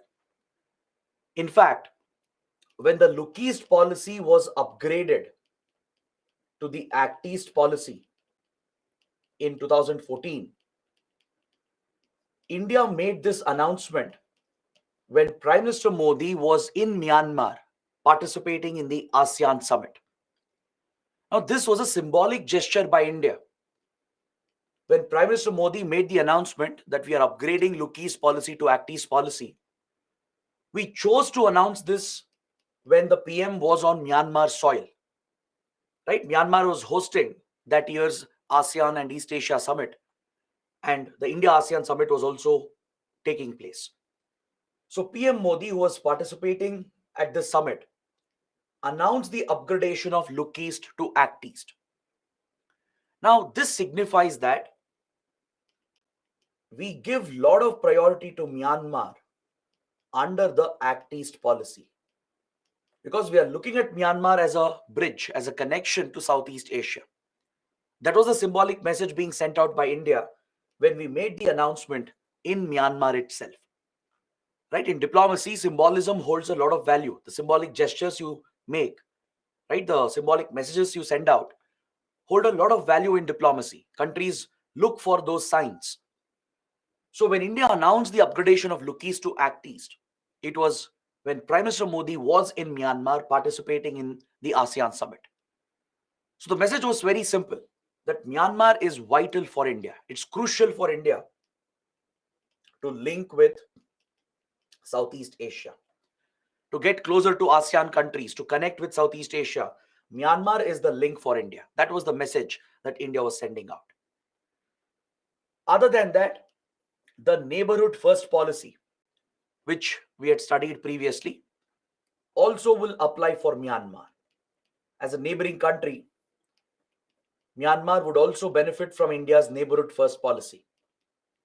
Right? This was again launched by Prime Minister Modi in 2014 when he came to power. During his swearing-in ceremony, right, he had invited all the SAARC leaders and he announced the launch of neighborhood first policy, where India would prioritize its relations with the neighboring countries. So Myanmar, being an immediate neighbor, benefits from the neighborhood first policy of India. So in fact, Myanmar is the only country where both neighborhood first and Act East policy both will apply. Since it's an immediate neighbor of India, neighborhood first policy will apply. And as it is a Southeast Asian country, the Act East policy shall also apply to Myanmar. So these are the two major policy initiatives that drives India's relations with Myanmar. Then we also have the Buddhist Circuit Initiative that promotes cultural diplomacy. Right? We have studied the Buddhist Circuit Initiative in previous classes under Nepal and Bhutan. I have explained what is the Buddhist Circuit Initiative. We are improving the infrastructure and tourist facilities at all Buddhist pilgrimage sites in India to leverage our Buddhist heritage and to project our Buddhist influence in all the Asian countries where Buddhism is widely popular. Right, from Japan to China, from Sri Lanka to Myanmar. Right, there are many Asian countries where Buddhism is a popular religion, and in some countries it's a majority religion. Right, Myanmar, as we studied earlier, is a Buddhist majority nation. So we want to drive tourism and close people-to-people relations by promoting the Buddhist Circuit Initiative. And Myanmar is a focus country as well under the Buddhist Circuit Initiative. Apart from this, we have greater focus on connectivity. Ever since the Look East policy was launched in 1991 by the then Prime Minister P.V. Narasimha Rao, since then India has prioritized connectivity with Southeast Asia. Because if you look at the map, you'll realize that Southeast Asia is the extended neighborhood of India. Right? These Southeast Asian countries are present right next to our immediate neighborhood. So under the Look East and now under the Act East, one focus has been on connectivity, improving land-based connectivity through roads and highways. We are also considering railway connectivity as well. And we are also focused on improving maritime and air connectivity. So Myanmar becomes a very key country because of its location. And we are continuing this approach under the Act East. So there are some major connectivity projects we are pursuing, and we are going to study that very soon. Right? After this, we'll be talking about the connectivity projects. I'll explain the importance of all these projects. The other focus, the policy focus, is on border security, to deal with organized crime, then to counter insurgency and terrorism. This has been a priority for India, and we need the help and support of Myanmar to tackle these threats. That's the reason why we are pursuing this realistic policy, ignoring all the violations that are happening inside the country and still building good strategic ties, because we need the help of Myanmar's government. Doesn't matter who's in power, we'll need their support to strengthen border security. So these are the five priority policies of India which applies to Myanmar. Now, based on this, let's take a look at all the connectivity projects, and after that, we'll study the India China competition, how we compete for influence in Myanmar, and we'll also look at the border security and defense relations between India and Myanmar. With regard to connectivity projects, the first project is the IMT Trilateral Highway.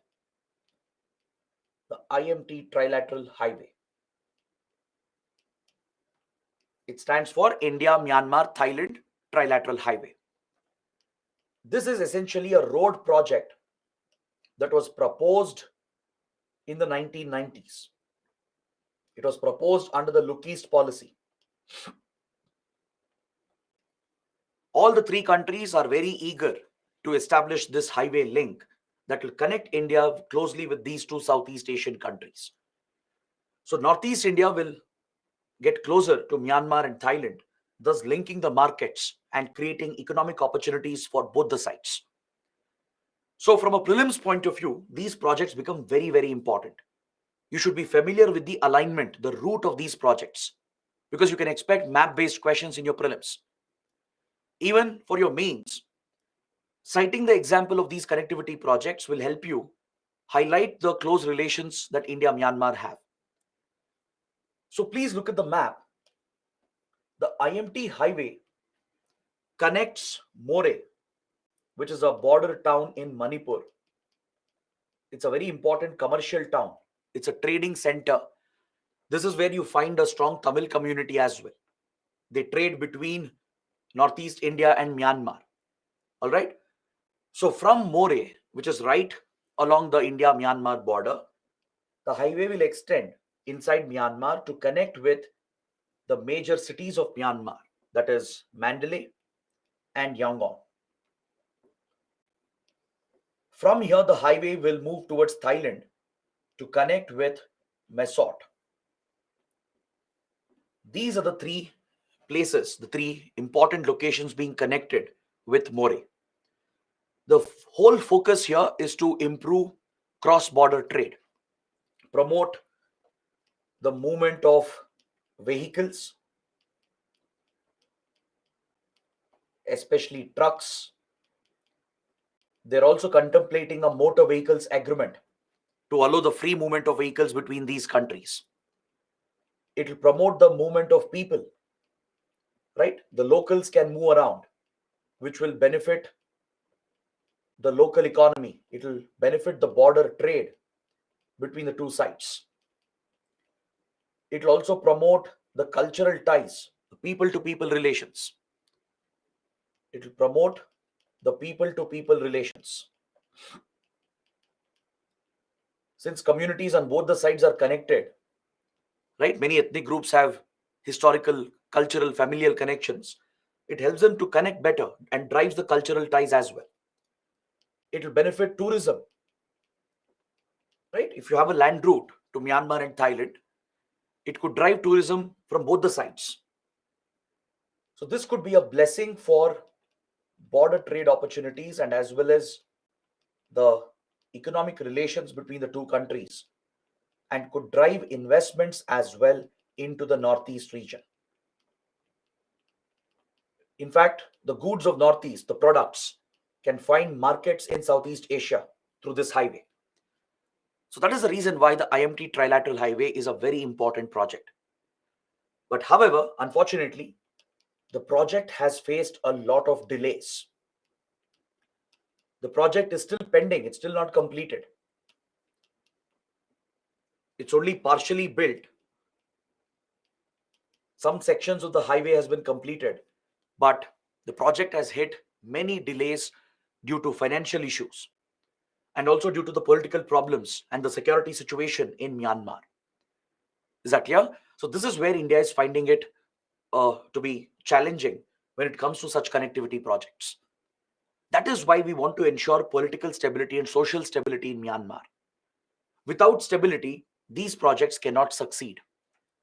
India has found it difficult to finance the project because of the sanctions. Because again, Western sanctions are back since 2021, since the military took over again and toppled the elected government. Western countries have cut off their ties and have brought back economic sanctions. So, over the last 15 years, we have struggled to fund the project because of Western sanctions. Our companies, our banks, they find it difficult to move the money and channel the money to Myanmar because they will feel the impact of Western economic sanctions. Apart from that, the political crisis, the security situation, and the constant violence and turbulence in Myanmar, this has disrupted the IMT highway project. It is nearing completion, but these issues have delayed the project for many, many years. But if completed, it has great potential to transform the region itself because it will connect South Asia with Southeast Asia. Don't forget that point. It not only connects India with Southeast Asia, but it's a connection between South Asia and Southeast Asia, right? In fact, India has a proposal to extend this highway in the future to Laos, Cambodia, and Vietnam. There is a proposal from the Indian side under Look East Act East policy to extend this highway all the way to Vietnam, covering these Mekong countries. These countries are the Mekong countries. They are part of the Mekong River Delta. So Myanmar, Thailand, Laos, and Cambodia and Vietnam, right? The CLMVT countries. C for Cambodia, L for Laos, M for Myanmar, V for Vietnam, and T for Thailand. We abbreviate that as CLMVT. These countries are part of the Mekong region, the Mekong River Delta.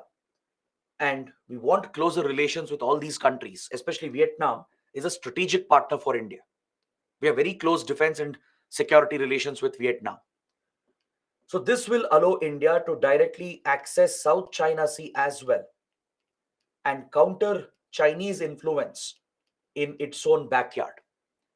If China can meddle in the Indian Ocean, which is India's backyard, and counter Indian influence, similarly, India has an ambition to counter Chinese influence in its own backyard by reaching out to South China Sea. If this highway is realized, if IMT highway is completed, and then if it is extended till Vietnam, right, that will give us direct access to South China Sea, where we can counter the Chinese influence. There is also a proposal for a parallel railway link to connect Delhi with Hanoi. Parallel to this road, we are proposing a railway line as well that will pass from India to Myanmar, Thailand, Laos, Cambodia, and Vietnam. Right? The Delhi-Hanoi link. Hanoi is Vietnam's capital and Delhi is, of course, India's capital.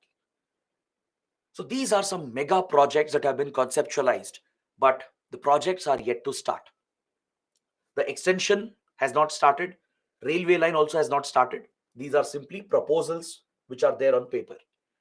IMT highway project has started, right? It's nearing completion, but it has faced many delays and it is still pending, right? The main problem is in Myanmar. Moving the money, financing the project has become a challenge. Constructing the road has become a challenge. The political and security crisis and the constant violence in the region is derailing these initiatives. Apart from these road and rail projects, we have a maritime link project as well. That is the Kaladan Multimodal Transit Transport Corridor. This is one of the most important regional connectivity projects that India has taken up. The Kaladan project. As the name itself tells you, it's a multimodal transit transport corridor, meaning it involves multiple modes of transportation. It has a maritime link through Bay of Bengal. There is a sea-based link through Bay of Bengal. There is a inland navigation route on Kaladan River in Myanmar. through the Kaladan River, inland navigation route is being created, and there is a highway as well, a road-based connectivity as well. So it's a combination of three different modes of transportation: through the sea, through a river, and then through a road. That's why it's called multimodal transit transport corridor. So this project again was proposed under the Look East policy. It was proposed in the 1990s. All right. The plan is to link the Indian port at Kolkata Haldia to create a direct sea link from Kolkata port to the strategic Sitwe port that you can see here in the map. The Sitwe port of Myanmar is a strategic port. It opens to the Bay of Bengal, and it has been built by India. India has financed the construction of the Sitwe port, and it's operated by an Indian company. Recently, this maritime link was opened. Just a few months ago, the sea route of Kaladan,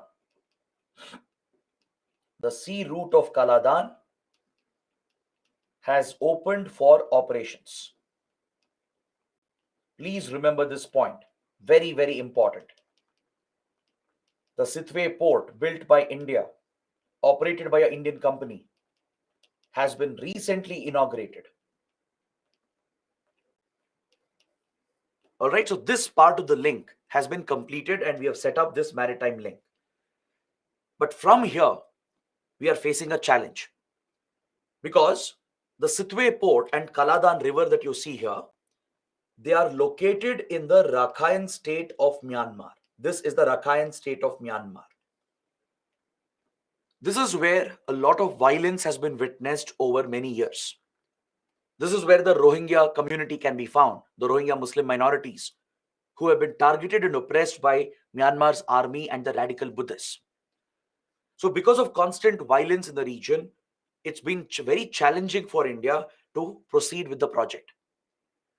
Now, since the political crisis also has started, there have been large-scale protests and violent events across this region. Plus, the economic sanctions are back. So it's becoming difficult for India to execute and complete this project. The plan involves an inland navigation route of around 158 kilometers through Kaladan River. Kaladan is actually a transboundary river. It flows down from Mizoram towards Myanmar. So after this inland route on Kaladan River, a highway is being built that will directly connect this route, this river route, with the Indian state of Mizoram in the northeast. So this will create an alternate access to northeast India. We don't have to rely just on Siliguri corridor. Sending goods from rest of India to Mizoram and Manipur is more challenging through Siliguri corridor. It's a longer route and more difficult route. If this route becomes operational, right, we'll get an alternate access to Mizoram, and it will improve the opportunities for northeast India, right? Plus, we already have other connectivity projects that we are pursuing with Bangladesh. In the previous chapter, we studied the road, rail, and waterway projects of India, Bangladesh, through which we are creating alternate routes to northeast India. So this would be an addition to that. This would be through Myanmar. It would improve our trade relations with Myanmar and give us alternate access to the northeast region. But the highway project here from Mizoram to Myanmar also has faced challenges because it has been targeted by insurgents. Along the Mizoram-Myanmar border over here, there are few armed insurgent groups and criminal groups that operate. They have targeted the project and they have tried to derail the project.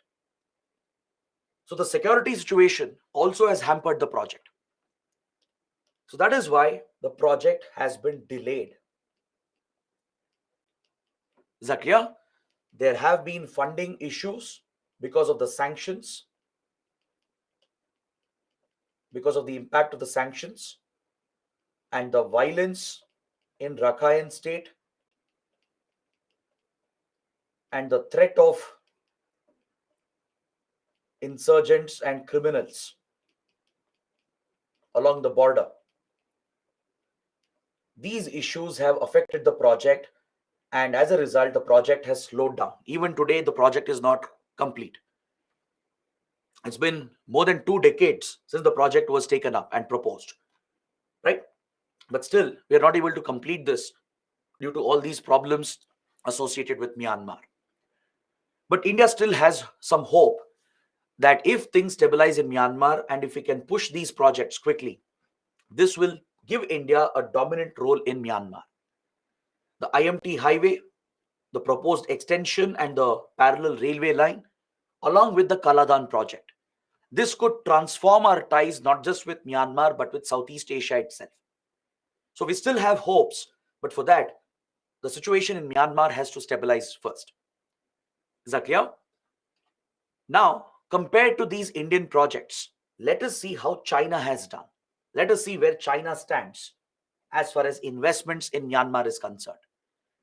Because since Nepal, Bangladesh, we have been discussing the India-China competition. So let's have the same discussion here as well, because we do face a direct competition with China in Myanmar. As we studied earlier, China is a very close partner to Myanmar. It has been a very good friend, and it's one of the most influential powers in Myanmar. Since many decades, China has been financing Myanmar's military rule. It has very close ties with the communist military dictatorship. It has given a lot of funds and investments. It has supplied weapons, and it holds a lot of influence on Myanmar's military. So Myanmar has joined China's Belt and Road Initiative,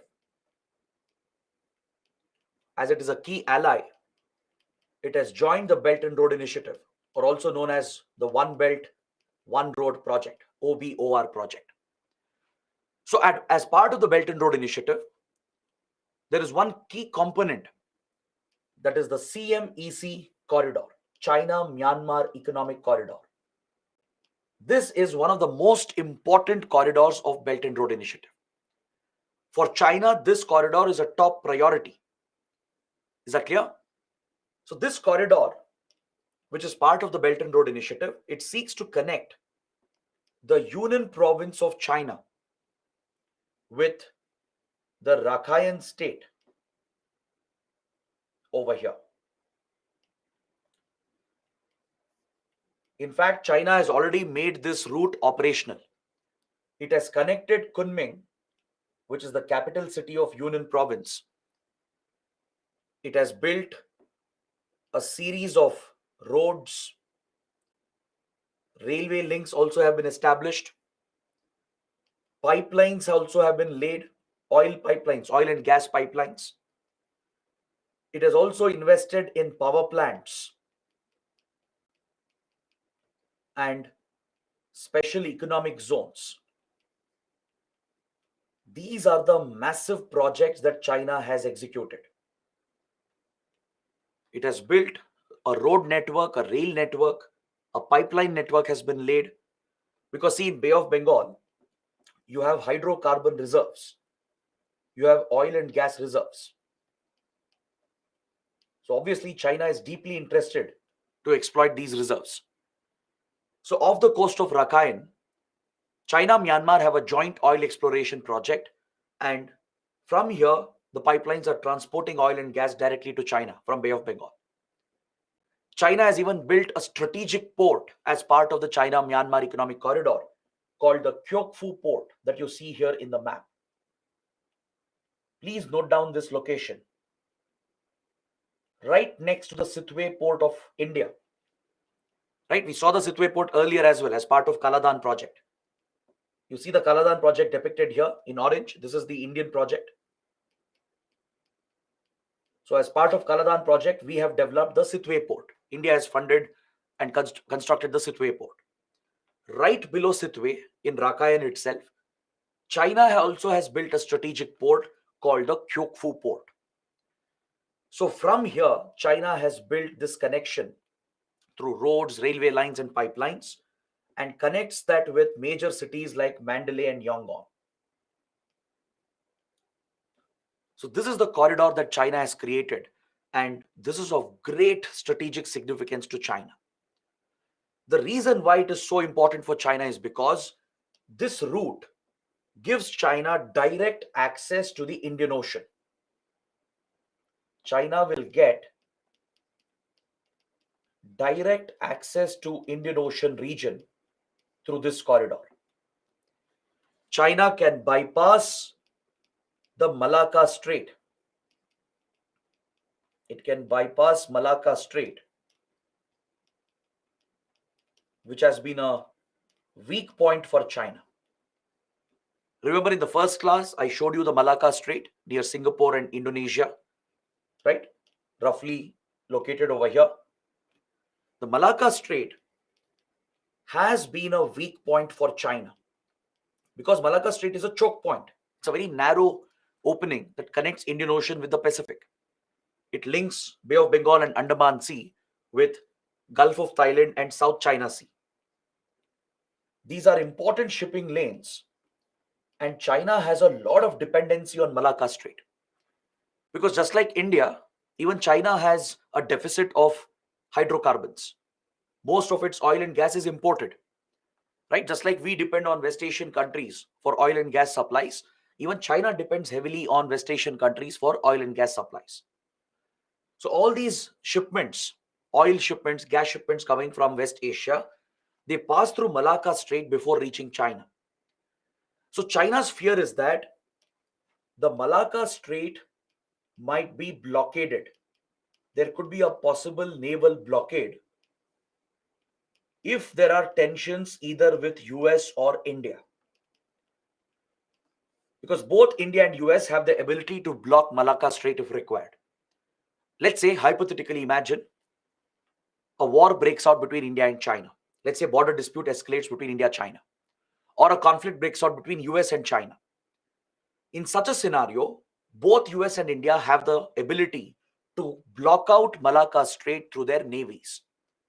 India has a major naval presence, right? At Andaman Nicobar Islands, we have a tri-service command where all three services function under a single unified command. And the Navy has established a very strong military presence at Andaman Nicobar. We can easily reach Malacca Strait and block out the entire strait, thus cutting off China from rest of the economy. That will levy a very big economic cost on China. Similarly, the US has a major naval presence in the Indian Ocean, right?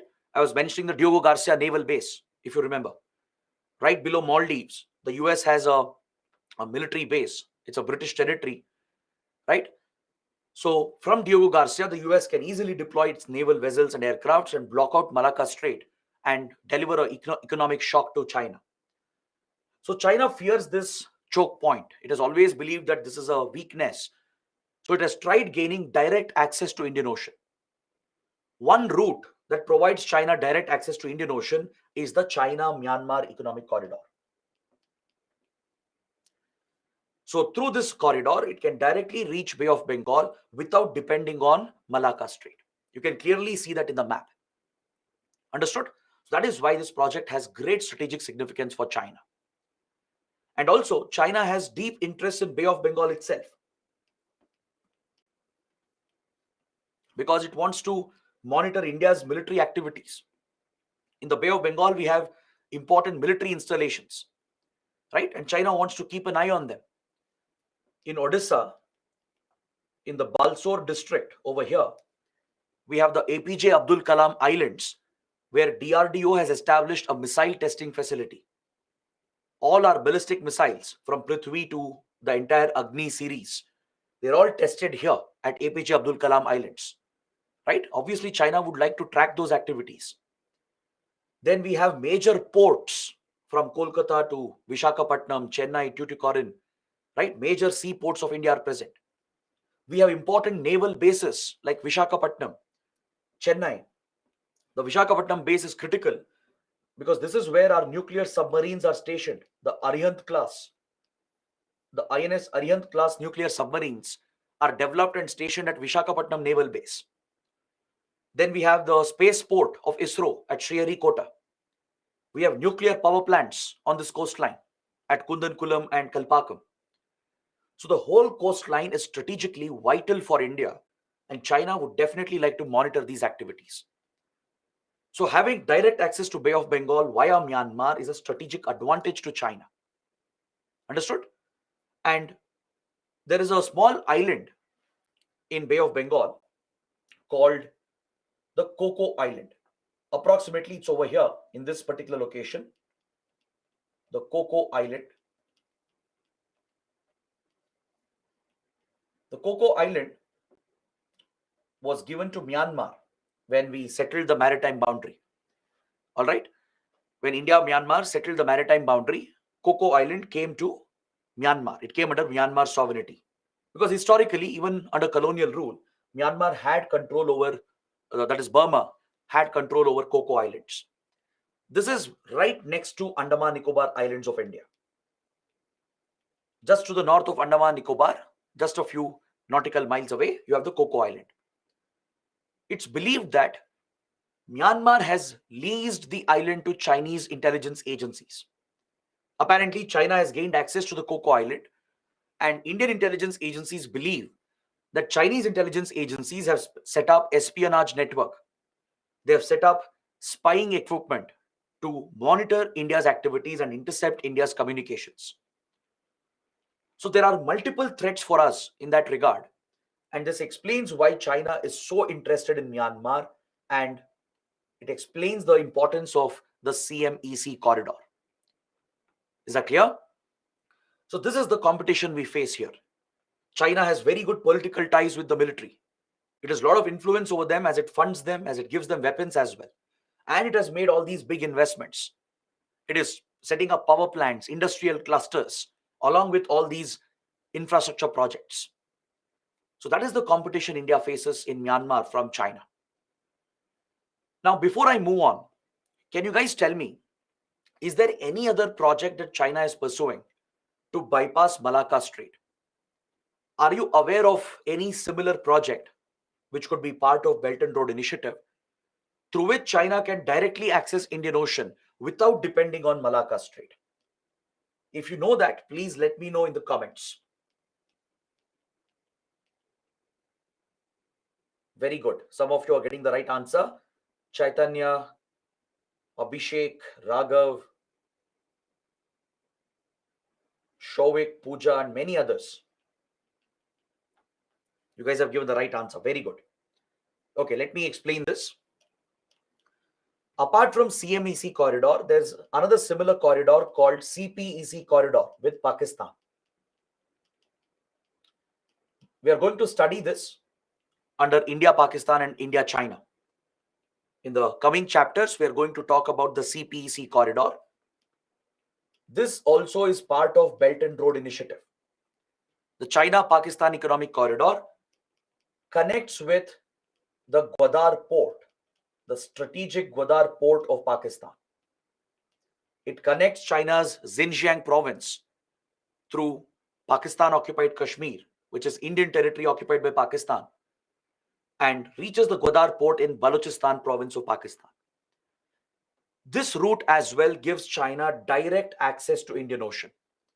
From Xinjiang, it can directly reach Arabian Sea. Right? China need not depend on Malacca Strait. It can directly take the oil and gas shipments from Persian Gulf, from West Asia to the Gwadar port. And from there, it can ship this to Xinjiang. This will reduce China's dependency on Malacca Strait. There's one more project that China is pursuing. I'm glad that some of you have mentioned it, because not many of them will be aware of this other project. This is still a proposal, however. Whereas CMEC is completed. CMEC is already operational. Last year, China already started moving goods through China-Myanmar Economic Corridor. China-Pakistan Economic Corridor is also progressing very well, and part of it is already functioning. But there is a third project which is still a proposal. There is a proposed project via Thailand. It's called the Kra Canal, which is proposed to be built across the Isthmus of Kra. I hope you know what's the isthmus. You would have studied in geography. Just like strait, gulf, bay, you have isthmus as well, right?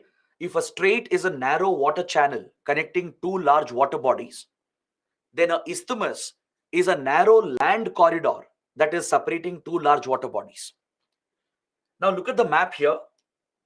If you see the map, you'll notice that Thailand is becoming very narrow at this point. Thailand is a very narrow country at this point, where it connects with Malaysia and then Singapore, right? So this narrow land corridor of Thailand, it separates the Andaman Sea and Bay of Bengal over here from the Gulf of Thailand and South China Sea on the other side. Since the land is very narrow here, it's hardly few kilometers wide, you can easily dig the land, cut open the land here across the isthmus and create a canal, a shipping canal, which is the Kra Canal. This isthmus is the Kra Isthmus. All right? Just like you have man-made canals, like Suez Canal, for example, the Panama Canal, right? They were all created by us, by man, right? The land was cut open to link two large water bodies. Suez Canal connected the Red Sea with Mediterranean. The Panama connects Atlantic with the Pacific and creates a shorter route. Similarly, China has a grand proposal, a grand strategy. It wants this to be a part of the Belt and Road Initiative. If Thailand agrees, it wants to build the Kra Canal across the Isthmus of Kra so that the Chinese ships can directly reach Andaman Sea via Gulf of Thailand without passing through Malacca Strait. This is one more proposal, but Thailand is yet to agree. It has shown interest, but it is yet to agree to the project. So you have to be aware of these three Chinese initiatives to directly access Indian Ocean without depending on Malacca Strait. All right, one is the China-Myanmar Economic Corridor, which is already operational. China-Pakistan Economic Corridor, which is nearing completion. And the third is the proposed Isthmus Canal, the Kra Canal, across Thailand. Understood? Now, let's move on to the last few topics that we are left with. Let's take a look at the defense and border security relations. This is another important aspect of India's relations with Myanmar.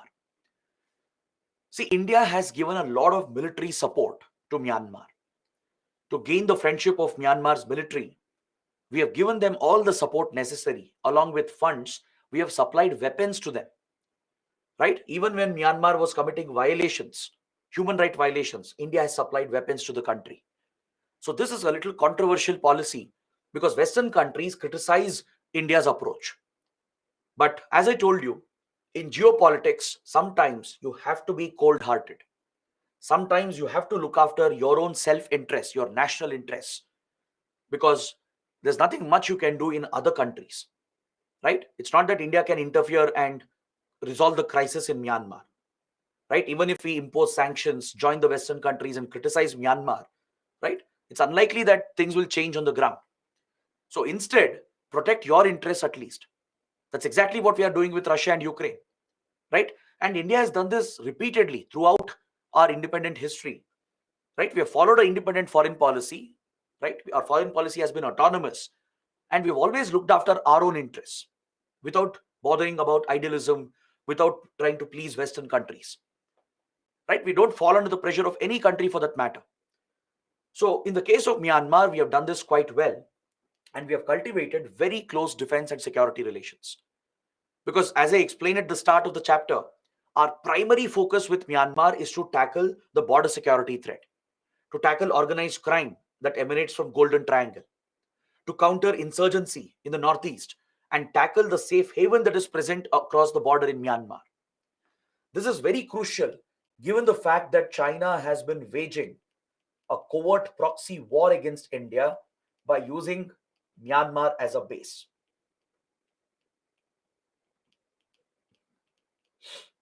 Via Myanmar, China has extended support to Northeast insurgents. It has been doing this since the 1962 war, especially 1960s, 1970s, and 80s. China was giving a lot of support to Northeast insurgents in Myanmar, right?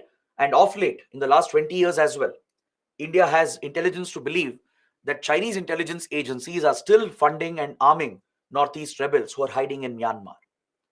Is that clear? So we conduct two important military exercises.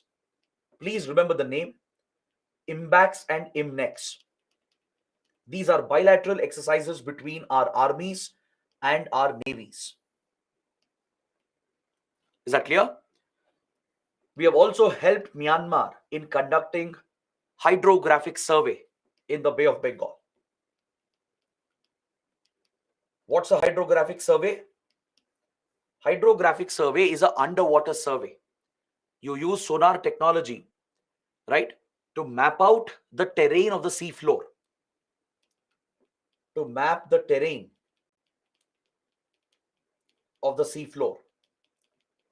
Because the sea floor is not flat. You have a topography underwater as well. Under the seas and the oceans, you have a topography just like on land, right? Your territorial landmass is not flat. You have a topography. You have hills, valleys, mountains, etc. Right? The topography keeps changing. Similarly, under seas and oceans as well, there is a topography that's present. You have trenches, ridges, mountains that are present. It's important to map out the terrain if you have to deploy your naval ships, and especially if you have to deploy your submarines. Naval deployment cannot happen without hydrographic surveys, hydrographic mappings, and India has the technology. The Indian Navy has the required technology to conduct hydrographic mapping, and we offer this as a service to other friendly countries in the region. Not just with Myanmar, we have conducted hydrographic mapping even with Maldives and Sri Lanka. We are helping many friendly countries in the Indian Ocean to map out the terrain of the seafloor, and we share the data with them. It will help both the sides. This also helps in resource exploration. The hydrographic maps, they help in exploiting and exploring the underwater resources, the marine mineral resources, right? There could be polymetallic nodules, rare earth elements present on the seafloor. So in exploring and exploiting those resources, hydrographic mapping will be helpful. So it serves both an economic purpose and a strategic purpose. So we have conducted a joint hydrographic survey and helped Myanmar in mapping out the terrain of the seafloor in Bay of Bengal, and it helps in our naval deployments, especially to deploy submarines. Now, given that China is increasing its naval deployments, the PLA Navy, the plan, is constantly sending submarines, ships, and spy vessels to Indian Ocean. We have even detected them in Bay of Bengal multiple times. It's important to monitor and track the Chinese activity. In the last 20 years, the plan, the PLA Navy, the People's Liberation Army Navy, has sent multiple sorties. It has sent multiple naval ships and submarines as well, even nuclear submarines, and as well as spy vessels, which have entered Indian Ocean and Bay of Bengal, and they've come quite close to Indian waters. Is that clear? So this is something India would like to track and monitor. So that is why our naval cooperation is very important with Myanmar, and we not only conduct a naval exercise, but we have conducted joint hydrographic mapping as well. And the latest development is that recently we have leased, rather we have donated, we have gifted a submarine to Myanmar. India has recently donated INS Sinduri. It's an old Soviet submarine which was with Indian Navy. Indian Navy was operating it for many years, and it was decommissioned from service. This submarine has been retrofitted. It has been upgraded. It has been serviced by India with Russian help. And then we have gifted this to Myanmar's Navy. It's a kilo class diesel submarine. Please make a note of this. It's a recent development. Just a couple of years ago, in 2020, India gifted a submarine to Myanmar's navy. It's a Russian submarine, a kilo class diesel submarine, which was used by Indian Navy. It's an old one. We decommissioned it, got it serviced and retrofitted and upgraded from Russia, and then gifted this to Myanmar's navy. So we are engaging in very strong naval diplomacy with Myanmar. Then other than that, we are involved in very close counter-insurgency and counter-terrorist operations.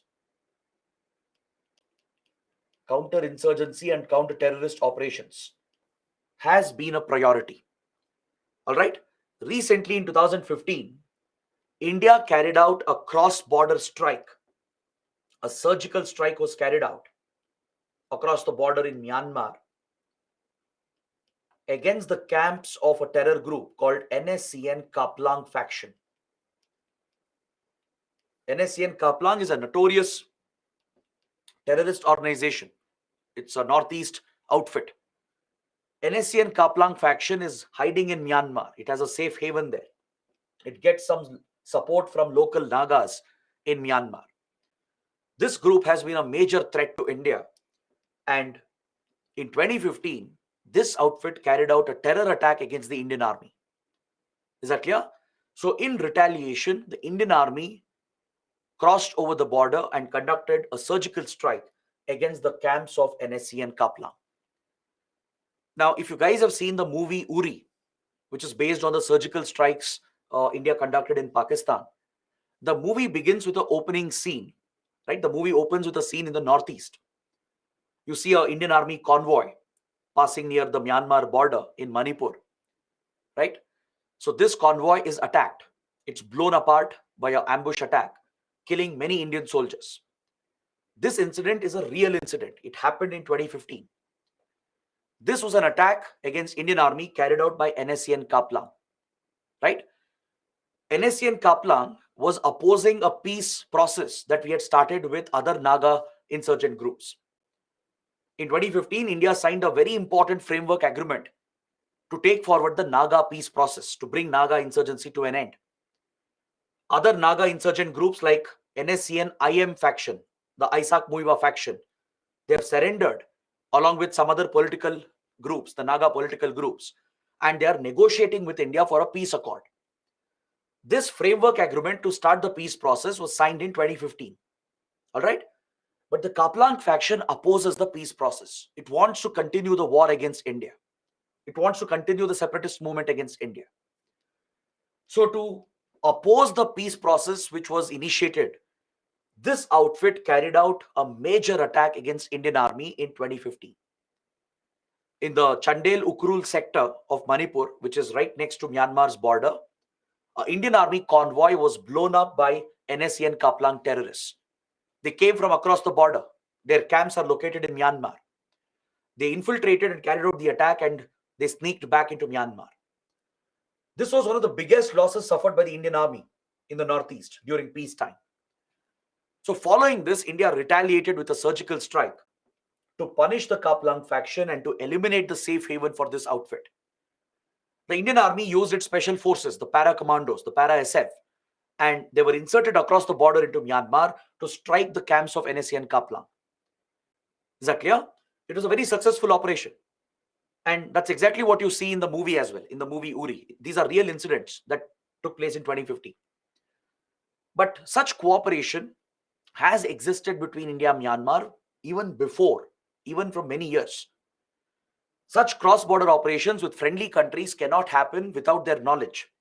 These are covert operations, classified operations, which is part of your close covert partnership. Right? The surgical strike in Pakistan was different. That's with a hostile country. Right? There, of course, we don't take Pakistan's permission. India would infiltrate and carry out the strikes and come back. But Myanmar is a different case. It's a friendly country. No foreign country will tolerate covert operations on their soil without their permissions. Right? Or rather, publicly, they'll never acknowledge that. So India and Myanmar have a tacit understanding from many years that we allow such cross-border operations along the border. When required, Indian forces have been allowed to operate few kilometers across the border to target Northeast insurgents. This is a tacit secret understanding which has existed for many years. But unfortunately, in 2015, after the successful surgical strike, some of the government ministers they went public with the operation. See, the understanding is that neither side will speak about these operations. They'll never acknowledge that these operations happened. That's the very nature of a covert operation. They are supposed to remain classified. But some of the government ministers, they went public, started claiming credit for the Indian Army's operation. Now, this embarrassed Myanmar. Myanmar was very upset. It was angry that India had revealed the operation in public domain because that will bring pressure on Myanmar. Within Myanmar, questions will be raised as to how foreign troops were allowed on their soil to conduct a military strike. Now look at the crisis in India-Canada relations. Right? There is allegation that Indian intelligence carried out an assassination on Canadian soil. Right? So in the world of diplomacy, such operations are not tolerated. With friendly countries, there might be tacit understandings where such operations might be permitted, but the condition is that you maintain secrecy about those projects, about those missions. So India-Myanmar relations were disrupted after the surgical strike because India went public with the operation. Then top Indian officials and leaders visited Myanmar. India's foreign secretary, foreign minister, national security advisor, they visited Myanmar to repair the damage, to repair the relationship. Right? So we do have a close counterinsurgency, counter-terror cooperation where Myanmar has often allowed Indian troops to conduct precision strikes against the terror camps that are located along the border. Is that clear? So we have signed an agreement as well on border cooperation to deal with all the border threats. We share intelligence with each other. India's RAW and IB, they work closely with Myanmar's security agencies and share intelligence. The border guarding force also works closely with their counterparts on the other side. Any idea which is the border guarding force here from India? Which is the border guarding force India has deployed along the Myanmar border? Let's see how many of you can get this right. SSB, BSF, no. ITBP, no, wrong, incorrect. Some of them have got it right. Alenta, Kuraku, Nabin, Kishan, Abhishek, Nitesh. Very good. The correct answer is Assam Rifles. Assam Rifles is the Central Armed Police Force of the Home Ministry, which is the border guarding force along the Myanmar border. Assam Rifles is also involved in counter-insurgency operations along with Indian Army in the Northeast. So Assam Rifles is deployed here to secure this porous border where you have multiple threats such as organized crime and infiltration of insurgents and terrorists.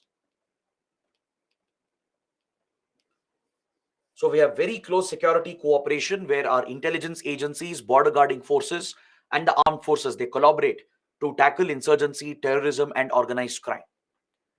In fact, in 2019, we conducted a series of joint operations called Operation Sunrise 1 and Sunrise 2 to target some of the insurgents operating along the Mizo-Myanmar border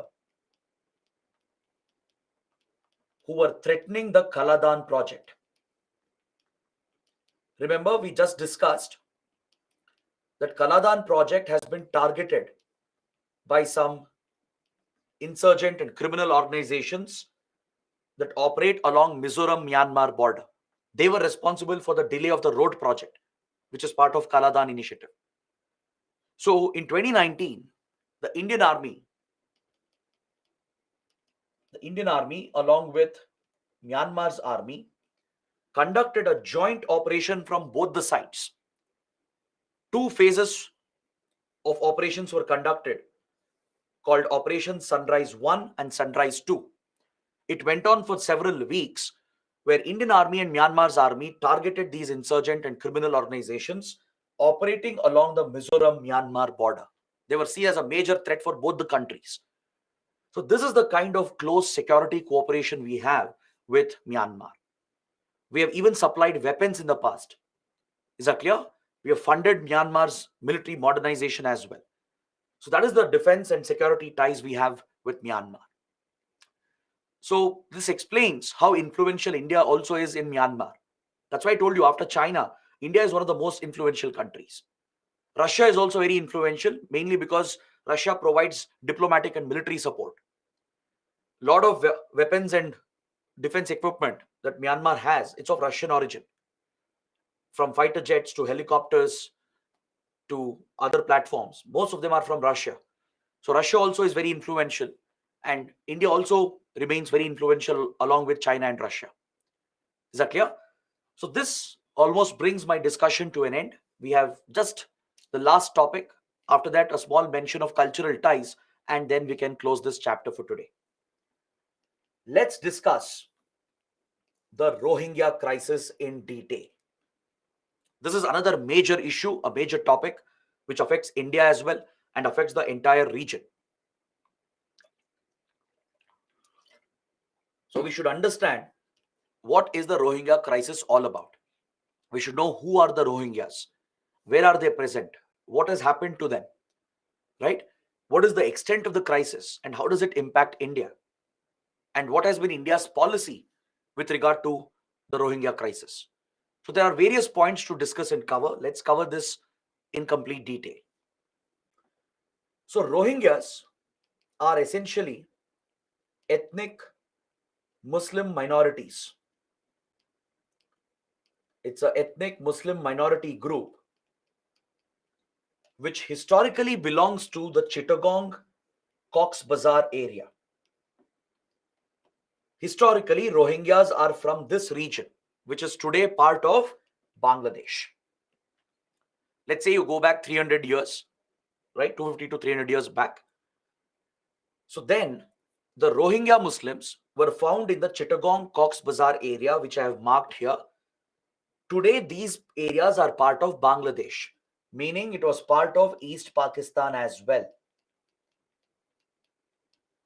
So when India, Pakistan were created following independence from British rule, right? Chittagong and Cox Bazar were part of East Pakistan. After the liberation of Bangladesh, these territories passed on to Bangladesh. All right. So historically, the community is from here, from the Chittagong Cox Bazar area. But over a period of time, Rohingyas have migrated. They have moved from Chittagong and Cox Bazar and they had settled in the Rakhine state of Myanmar. You're already familiar with the Rakhine state because we just studied the Rakhine state, mentioned that as part of the Sitwe port project of India, which is a key component of the Kaladan project, right? This is where the India-built Sitwe port is located. This is where the Chinese Kyoukphu port also is located, right? China even has oil pipelines. You also have a Chinese port and Chinese pipelines that are part of China-Myanmar Economic Corridor. That's part of Rakhine state, that passes through Rakhine state. So historically, this community, they moved, migrated, mainly due to economic and political reasons, and they settled in the Rakhine state. Now, please understand that Rohingyas were essentially merchants and traders. If you look at the history of Rohingyas, right, since medieval times, Rohingyas have been merchants and traders, and they've been running very successful trading businesses across this region. In the medieval sea links, in the maritime links that connected West Asia with Indian subcontinent with Southeast Asia, Rohingya traders and merchants were playing a key role. So since they have been traders and merchants, they've always done well financially. They have been a very well-off community in the past. If you look at them before 1950s, right? So they have been a well-off community. The community has done quite well because they were involved in trading and business. So this region that you're looking at, be it India, East Pakistan or Bangladesh, and then Myanmar, these countries didn't exist when Rohingyas had moved and settled in Rakhine. These nation states were born much later, correct? This entire region was ruled by various kingdoms and empires, including few, uh, even the Mughals had influence in this region. There were few other Muslim kingdoms that ruled the Arakan ranges. The Arakan is a mountain range in Myanmar. So across the Arakan and across parts of today's Bangladesh, you had some Muslim kingdoms that had ruled this region. Mughals also had some influence here, right? And later it came under colonial rule. Under the colonial rule, this was part of British India, including Bangladesh and today's India. They were all part of British India. Myanmar was Burma, right? A separate British colony, that is Burma. So Rohingyas, who were historically from Chittagong and Cox's Bazar, they had naturally migrated many years ago and settled in the Rakhine state, even before all these countries were born. But once the British left, once they decolonized the region and finally independence was granted, all these new countries were born and these nation states came up. Along with that, the boundaries also came up. So there was India, Burma became Myanmar in 1948, then this became East Pakistan, right, in 1947. In 1971, this would later become Bangladesh. So now, Myanmar, which came under military rule,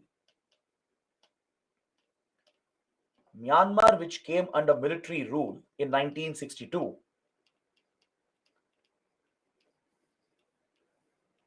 was very dependent on support from radical Buddhists. The radical Buddhists of Myanmar have always been a support base for Myanmar's military. All right, they have a dependency on each other. These radical Buddhists, they've always had a historical rivalry with the Rohingya Muslims. It's a communal division. There has been communal polarization. There is a communal angle to this. Because Rohingyas, who are in minority, they were doing financially well, whereas the Buddhists, who are in majority, right, they couldn't get similar opportunities. So this led to jealousy, resentment, hatred, and eventually communal clashes between the radical Buddhists and the Rohingyas. So after Myanmar came under military rule in 1960s, the Myanmar government, the junta, the military junta, started discriminating against Rohingyas in order to please the radical Buddhists. A systematic discrimination and oppression was carried out against Rohingyas starting from 1960s itself.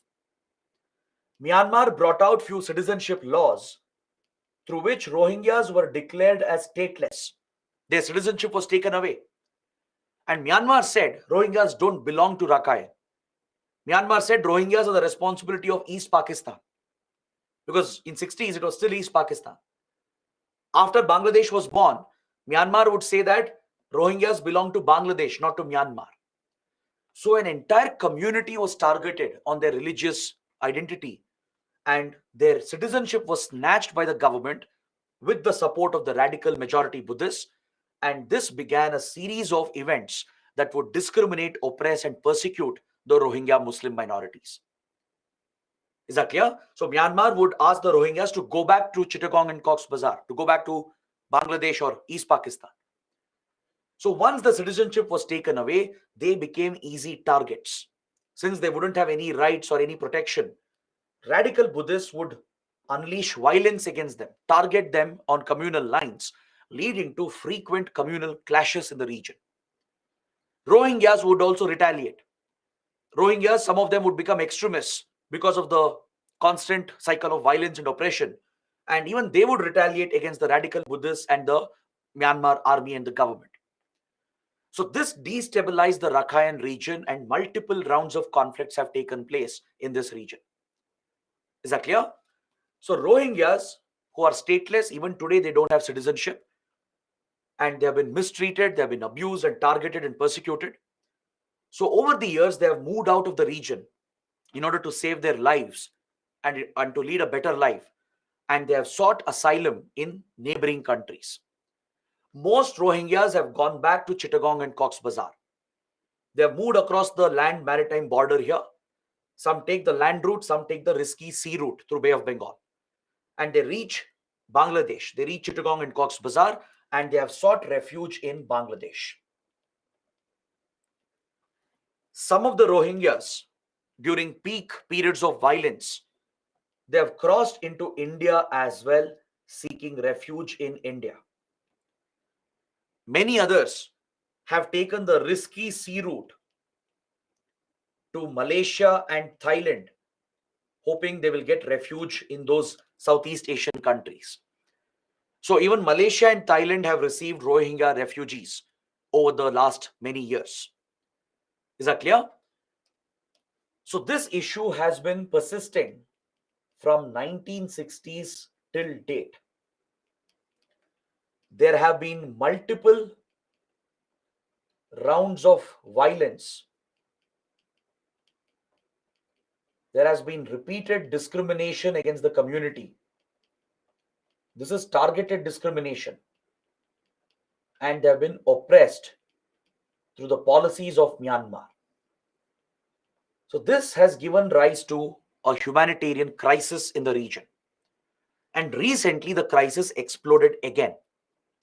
In 2012, 2016 and 2017, there were multiple rounds of communal and targeted violence against Rohingyas.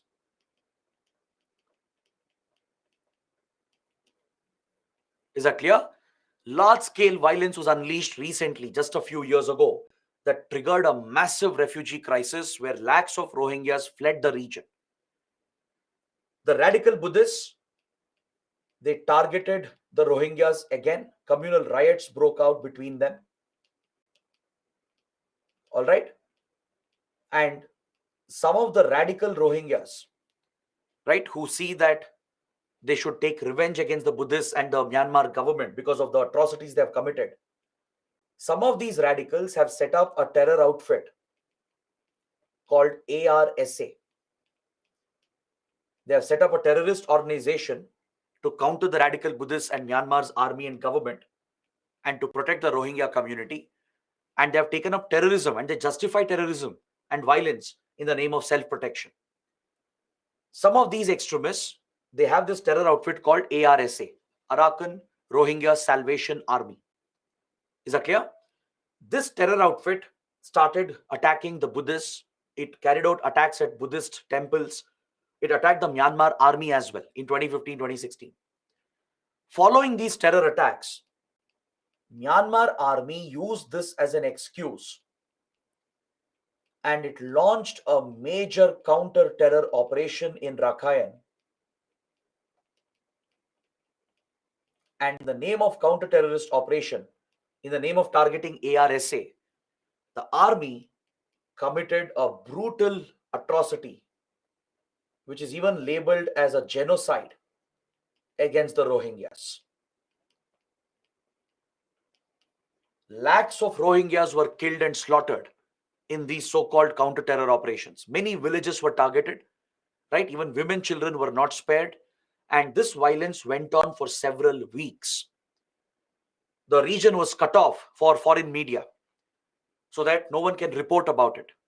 But satellite images have shown the scale of damage and destruction that Myanmar's army and radical Buddhists have caused in the Rohingya inhabited region. So the remaining Rohingyas, they fled for their lives. And there was a mass refugee movement where lakhs of Rohingyas, they fled from here. They tried going to Bangladesh, India, Thailand, and Malaysia again. So this is what sparked the latest crisis that we saw in 2016-2017. So this is nothing short of a humanitarian crisis created by Myanmar. It has been aggravated by some of the Rohingya extremists. But the primary blame lies with the radical Buddhists and Myanmar army who have committed these atrocities against innocent Rohingyas as well. Right? They haven't spared civilians and innocents as well. Right? ARSA is a reaction to the atrocities that the Buddhists and the army had committed. Of course, nothing justifies violence or terrorism, but still, the ARSA and its activities has invited a ruthless retaliation from the army, leading to the persecution of the community, right? So many global organizations, they were very concerned about this crisis that happened, and they even called the Rohingyas the most persecuted community in the world. The United Nations, then human rights organizations like Amnesty International, Human Rights Watch, these are major human rights organizations. These are global NGOs. Amnesty International and Human Rights Watch, they're global NGOs that work in the field of human rights. So along with these global human rights organizations, even the UN has called Rohingyas the most persecuted community in the world, because Rohingyas have been at the receiving end for almost 5 to 6 decades. First, their citizenship was snatched away. They were made stateless. They were pushed out of the region, right? Targeted violence was committed. And this continues till date. And some of the Rohingya extremists have taken up terrorism as well, increasing the complexity and the violence in the region. So this presents a major crisis and a challenge for the neighboring countries. Now, India has received around 40,000 refugees, around 40,000 Rohingyas have entered India between 1960s and 2015. This is according to the Ministry of Home Affairs. The MHA has said that in the past, that is before the 2016 crisis, we have received around 40,000 Rohingyas in total. Some of them have come through the northeast route, some have taken the sea route as well, and they are settled in the northeast region. Some have reached Jammu and Kashmir. Some are settled in Delhi. There are Rohingya camps and slums that have come up. They come to Delhi because they want to reach the UN High Commissioner for Refugees to get a refugee card from the UN so that they get some basic benefits. And some of them are also found in Hyderabad. These are the places where, according to the Indian government, Rohingya refugees have settled. And these are the refugees who came in the past, before 2016. All right? So India's policy was that we will not accept refugees officially. We never accepted Rohingyas as refugees. Even now, we haven't given them refugee status. But at the same time, we were not hostile to them either. Given the grave humanitarian crisis they were facing, right? India understood the situation. So what the previous governments did was, we didn't reject them. We didn't block their entry. We weren't hostile to them. At the same time, we didn't officially accept them as well. We didn't give them official refugee status. So if someone managed to enter, we would allow them to settle until they can get the UN refugee status at New Delhi. There will be the UN High Commissioner's Office for Refugees. They will reach out and appeal to get them a refugee card, and that will give them basic rights and entitlements. This had been the previous policy of India, right? This was primarily on humanitarian grounds. It was a humanitarian crisis because India has a rich history and tradition of standing up for refugees in the region. First, we accepted Tibetan refugees when China crushed the uprising in Tibet in 1959. We took in lakhs of Tibetan refugees along with the Dalai Lama, the figurehead of Tibetan Buddhism, right? We have settled the Tibetan refugees in India, even allowed them to run a parallel government in exile in Dharamshala. We have taken Tamil refugees from Sri Lanka when Sinhala Buddhists targeted the Tamil minorities, right? We have settled the refugees, the Tamil refugees in India. We took Bengali refugees when Pakistan oppressed and targeted them and committed a genocide against them in East Pakistan. We studied that under the previous chapter. We have taken Afghan refugees as well, right? So India has a history of accepting refugees on a case-to-case basis, and we have done this on humanitarian grounds. But this time in 2016, in 2016, the Modi government reversed this policy and adopted a hostile approach to Rohingya refugees. When the latest crisis happened, when the Myanmar army launched this so-called counter-terrorist operation against ARSA, and in the name of targeting ARSA terrorists, the army attacked entire villages, killing civilians as well. That is what sparked the latest crisis, triggering lakhs of refugees to move out. So at this point, when Bangladesh was receiving thousands of refugees, they were trying to enter India as well. The Modi government said that India is not going to accept Rohingyas. We are not going to accept them. We are going to block their entry. And we also said that we'll identify the existing refugees and we will deport them back to their country. This was the stated policy of the Modi government. It was a reversal of the previous position. Now, this created a big controversy, right? And there are two sides to this argument. This hostile approach of India was heavily criticized by the UN and global human rights organizations as it was placing the Rohingya refugees at risk. It was criticized even by the Supreme Court, the National Human Rights Commission, and by several activists in the country as well. Is that clear? But the Modi government justified the policy. And on the other side, there was a lot of criticism against this policy. So let's examine this. Let's look at both sides of the argument for having a balanced debate. See, there was a case filed at the Supreme Court after India blocked the entry of Rohingyas.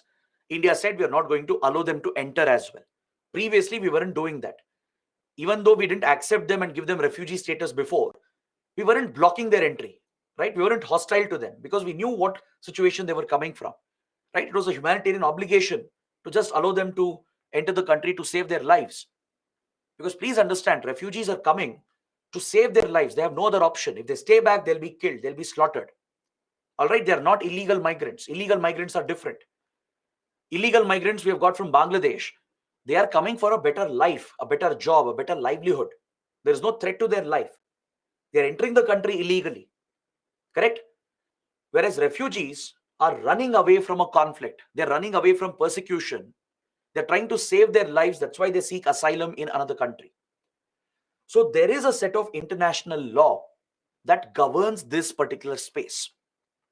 So we need to examine what is the international law telling about refugees, what is India's policy, and whether India is correct or wrong.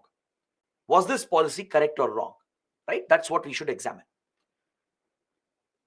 See, India stated that in front of the Supreme Court, the Modi government submitted, because a case had been filed. When India adopted the hostile approach, few activists, they filed a case at the Supreme Court challenging this policy of the government of India. When the Supreme Court questioned as to why you are blocking Rohingyas, previously we haven't done that. You already have 40,000 refugees, you are accepting that. So now, why are you blocking them? What's the reason? This question was raised with the Supreme Court. The Modi government said, Rohingyas are a security threat. The Rohingyas are a security threat, and hence we are blocking their entry. To this, the Supreme Court asked, what kind of security threat are we facing? The government pointed out that ARSA is a threat to India. And this is a correct argument. ARSA is definitely a threat because it has connections with Lashkar-e-Toiba and ISI, and even with Al-Qaeda. There are proven links between ARSA and Pakistan's ISI and Lashkar-e-Toiba and Al-Qaeda as well. Plus, ARSA will have a motivation to attack India. It has tried attacking India. Why would ARSA attack India? There are three reasons. India is the birthplace of Buddhism. There are many Buddhist pilgrimage sites in India. ARSA's target is Buddhists because radical Buddhists have committed atrocities against Rohingyas, right? So they seek revenge against Buddhists. They target Buddhist pilgrimage sites. In fact, they've tried attacking Bodh Gaya in Bihar. They tried, but they failed. It was a failed attack. Apart from India being home to Buddhist pilgrimage sites and being the birthplace of Buddhism, we have never criticized Myanmar's army. We have supported Myanmar's army during all the violence which was being carried out, and we have given weapons as well and support to them. Upon that, the third reason, we adopted a hostile policy blocking Rohingyas and saying that we'll identify the existing ones and we'll deport them back. So all these reasons, they are enough for ARSA to attack India. Right? One, because of Buddhist sites in India, India being the birthplace of Buddhism. Second, our close ties with Myanmar's army. We have never criticized the army, never supported Rohingyas before openly. Right? That's been our policy, to have good ties with Myanmar at any cost. And next is the hostile approach that was taken. These are enough reasons and motivations for ARSA to attack India. That's a real threat. There are intelligence inputs that suggest ARSA does represent a threat to India. The Supreme Court agreed. Okay, ARSA is a threat. But how can you say the whole Rohingya community is a threat? This was the question, the critical question raised with the Supreme Court. The Supreme Court was furious at this argument because you can't label an entire community as a security threat. This is against our constitutional principles. Is that clear? The Supreme Court accepted that ARSA is a terrorist group. It is a terrorist organization. There is no doubt. So deal with ARSA, tackle them. You have your security forces, you have your intelligence agencies. Deal with the security threat. But you can't label an entire community which is fleeing a conflict, asking for asylum, as a security threat. Right? You can't stereotype the whole community as a security threat. So this was a criticism from the Supreme Court. Even the National Human Rights Commission had raised questions about this. But of course, they wouldn't intervene. It's a foreign policy matter. It wouldn't be right for the court to interfere. That would upset our ties with friendly countries. So the Supreme Court didn't really intervene, but the government continued with this policy and approach. But we did face a lot of international criticism from the UN and other global human rights organizations. To this criticism, the Modi government said that, see, we have no obligations under international law. India said we are not obligated to take refugees. We are not party to the Refugee Convention. We are not party to the 1951 Refugee Convention. We have not signed the 1967 additional protocol to the Refugee Convention. So as a result, India has no obligations to take refugees. This was the argument of the government of India. This is a valid argument again, because that's true. We haven't signed the 1951 Refugee Convention. India is not party to it. We haven't signed the 1967 additional protocol to the Refugee Convention. So as a result, there is no direct international obligation on India to take refugees. Is that clear? Now, why hasn't India signed the Refugee Convention and the additional protocol? That's another story altogether. Because this Refugee Convention was introduced after the Second World War to deal with European refugees alone. It was brought out in the European context to deal with refugees of the World War. This would never apply for countries like India. The challenge is, if you sign the convention, you're going to take some obligations. You have to provide some basic rights to refugees, and it also places certain duties on refugees on how they should behave. Because see, taking in refugees on one hand is a humanitarian commitment. On humanitarian grounds, you're trying to save lives, because these are people who are running away to save their lives from conflict zones. On the other hand, taking refugees beyond your capacity will become an economic and social burden. We mentioned and studied this under Bangladesh as well when we discussed liberation of Bangladesh war and the genocide against Bengalis. Right? We spoke about the 10 million Bengali refugees received by India. We took them in on humanitarian grounds, but dealing with them, taking care of them, giving them basic necessities became an economic challenge for India. Right? It became a burden on India. It leads to social consequences as well.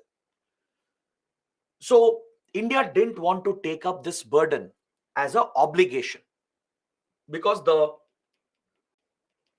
convention was more suited in the European context. Right? Initially, that was the case. Later, refugee convention was expanded to cover the whole world, to cover all countries, all refugees through the additional protocol, the 1967 additional protocol. But still, India took a call that we shouldn't sign this because we shouldn't be under any obligations to take refugees and provide basic rights to them. India has left this to the discretion of the government. We decide this on a case-to-case basis. Because even without any such international obligation, we have already taken the right stand. We have taken multiple refugees, as I explained. Right? Even without being part of these conventions, we have taken Tibetan refugees, Tamil refugees, Bengali refugees, Afghan refugees. We have dealt with it on a case-to-case basis. This has always been India's approach. Whenever the crisis comes up, whenever there is a refugee flow, we'll decide the policy on a case-to-case basis. That has been the approach of India. We didn't want to sign refugee convention as it was largely meant for the European context to deal with World War II refugees. Plus, India realized we are in a difficult neighborhood. Right? We're in South Asia where all our neighbors are destabilized. Every crisis will push refugees into India. And tomorrow, if you sign the convention, right, even though it was later expanded to cover all countries through additional protocol of 1967, problem is if we sign these two agreements, it will become an obligation on India to take all refugees. Tomorrow, there might be a crisis in Pakistan. Refugees might flow into India. There might be a crisis in Bangladesh or Myanmar or Sri Lanka. We are located in a difficult neighborhood in South Asia. So realizing that previous governments never signed these conventions. That's India's policy even today. We haven't signed the 51 Refugee Convention, the 67 Additional Protocol, because we don't want this as an international commitment. Then you're bound. You can't say no to it. You have to be okay with accepting refugees. So to give flexibility, India decides on its own on a case-to-case basis, and we have done well. We have taken refugees whenever the crisis has come, but on our own terms, instead of being obligated by these conventions. All right. So in this regard, the Modi government is not wrong. We don't have international obligations here. We are not party to Refugee Convention and additional protocol to the Refugee Convention. But however, the other argument is that India does have an obligation to the UN Charter, to the Universal Declaration on Human Rights, and to our own Constitution. This provides a legal basis for India to accept refugees. Taking refugees is a humanitarian obligation. It's seen as part of customary law as well. The UN Charter commits all UN members to act on humanitarian grounds to help people who are facing crisis situations. The Universal Declaration on Human Rights, we have signed it, we are party to it, we have ratified it. It obligates governments to protect human rights, not just of your citizens, even that of foreigners. The Constitution, right, if you look at the preamble, the fundamental rights, they do provide this approach where the government is directed to protect human life. You look at Article 21 that provides right to life. Right to life is not just for Indian citizens, it applies to foreigners as well. Right? Life can be taken by the government only under procedure established by law. The right to life applies for everyone, not just for citizens of the country, even for foreigners, even for refugees. So if refugees are trying to save their lives, if they're running away from a conflict, entering your country asking asylum, it becomes a constitutional commitment in a way to protect them, right? And a global humanitarian obligation as well. But what is really worthy of criticism here is the public stand that India will deport them. See, this matter at the end of the day is a sovereign decision of the government. Whether you support it, whether you criticize it, doesn't matter at the end. The government will decide. The government has full discretion here, right? Based on various inputs, the government would have taken the right call. But one approach which comes for criticism, which also violates international law, is the stand that we took that we will identify the existing Rohingyas and will deport them back to Myanmar. This you cannot do. No country can deport refugees back to the place where they can face violence. This violates a international principle, a customary law called the principle of non-refoulement. If any country says that we will take the refugees, we'll deport them, we'll send them back to where they came from. If you're trying to deport them to a place where they still could be targeted, where they still could face violence, then such a country violates this principle called principle of non-refoulement. This is customary law. It's part of UN Charter. It's part of Universal Declaration on Human Rights. It's part of the Refugee Convention. Whether you sign Refugee Convention or not, whether you're party to it or not, it becomes an obligatory principle on every country that no government can forcefully deport refugees where they can face violence again, where they could be targeted again. So this is one stand which comes in for criticism. It marks a violation of international law. The UN pointed this out as well. The UN said India can't deport. If it does, it will be violating principle of non-refoulement. Is that clear?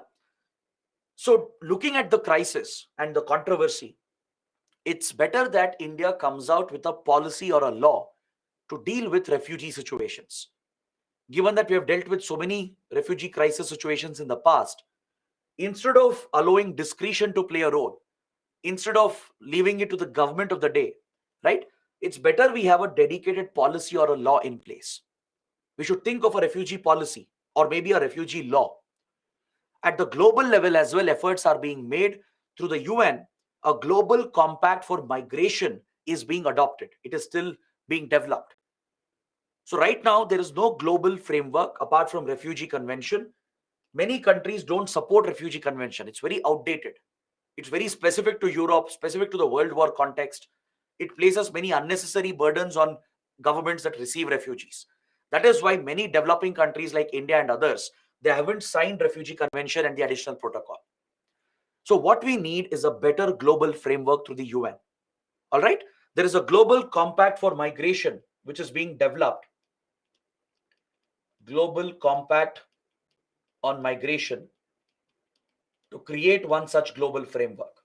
India is also participating in these negotiations and discussions. So this is something you should make a note of, and we should also think of our own refugee policy or law at the domestic level. So there is a uniform approach to all refugees without any kind of discrimination, right?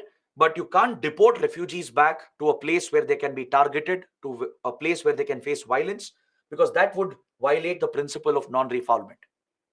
Whether you sign Refugee Convention or not, this becomes a customary international obligation.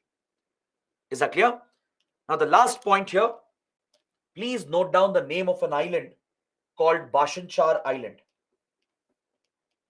You can see a small island here where the Meghna River of Bangladesh meets the Bay of Bengal. This is where you have this small island called the Bhasan Char Island. This island is frequently in news because this is where Bangladesh has set up a massive refugee camp to hold the Rohingya refugees. So it could be important for prelims. This island is frequently in news because of the refugee camp that Bangladesh has built here.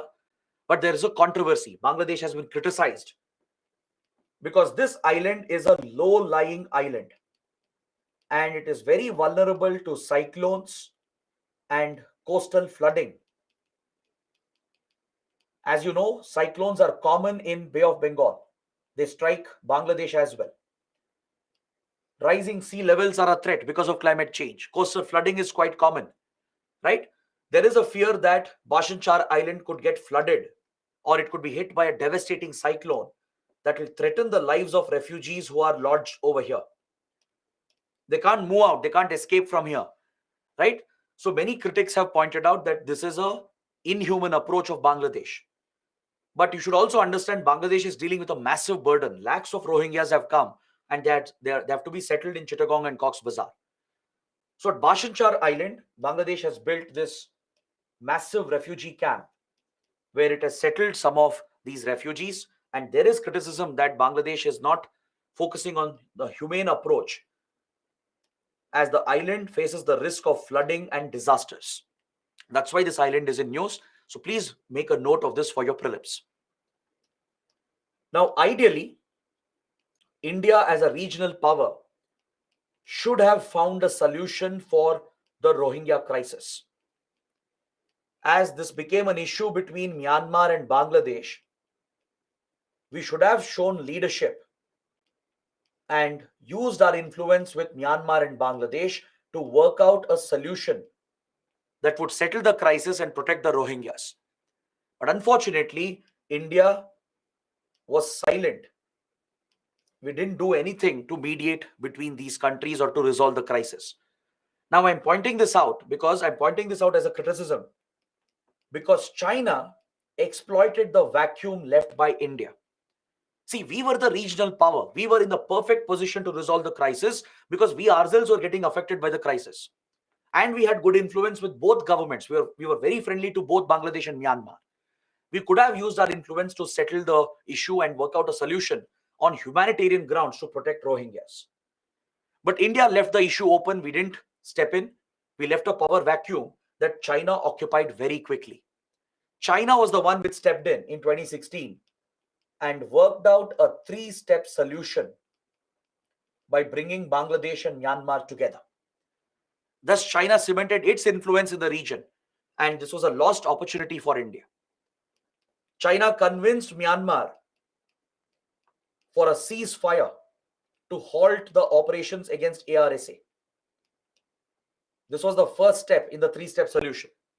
It convinced Myanmar to stop the counter-terror operations, to hold the fire, to call for a ceasefire. It urged both Myanmar and Bangladesh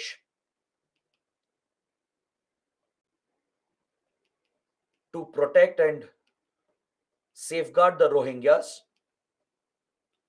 and it promised international support. It promised that it will use its global influence to get international support through funds which can be used by these countries to help the Rohingyas. That was the three-step solution that China worked out, whereas India was missing in action. So this is seen as a lost opportunity by strategic experts. If we are a regional global power, we have to cement that position by resolving such crisis situations. But we instead moved out of the situation. We got more preoccupied with the hostile approach that attracted criticism and controversy as well. And the power vacuum left by India was occupied by China, and China mediated between Bangladesh and Myanmar and worked out a three-step solution. That is why the conflict came down. Myanmar army agreed to a ceasefire. The ceasefire has been maintained till now. It ended the operations against ARSA. Both countries have settled the Rohingya population on both the sides, and international support was promised by China. Funding, donations from others was promised from China. So that is how China has cemented its influence and position. Coming to the last point, the Buddhist Circuit Initiative. We have already discussed it, but I just want you to make a note. As part of our cultural soft power diplomacy, we are promoting this initiative, and Myanmar is a key focus country as it's a Buddhist majority nation. 80% of Burmese population, they are Buddhists. Is that clear? It's a Buddhist majority country. So we are leveraging our Buddhist heritage, promoting our Buddhist influence as part of this cultural initiative. And Myanmar is also a focus country along with all the other Asian countries. So these are the major topics that you have to be familiar with as far as India-Myanmar relations are concerned. So this completes module number 4. We have had a very good discussion today. We have completed the whole chapter along with many related topics. So let's wrap up the discussion for today. Let's look at some questions and doubts and then end the session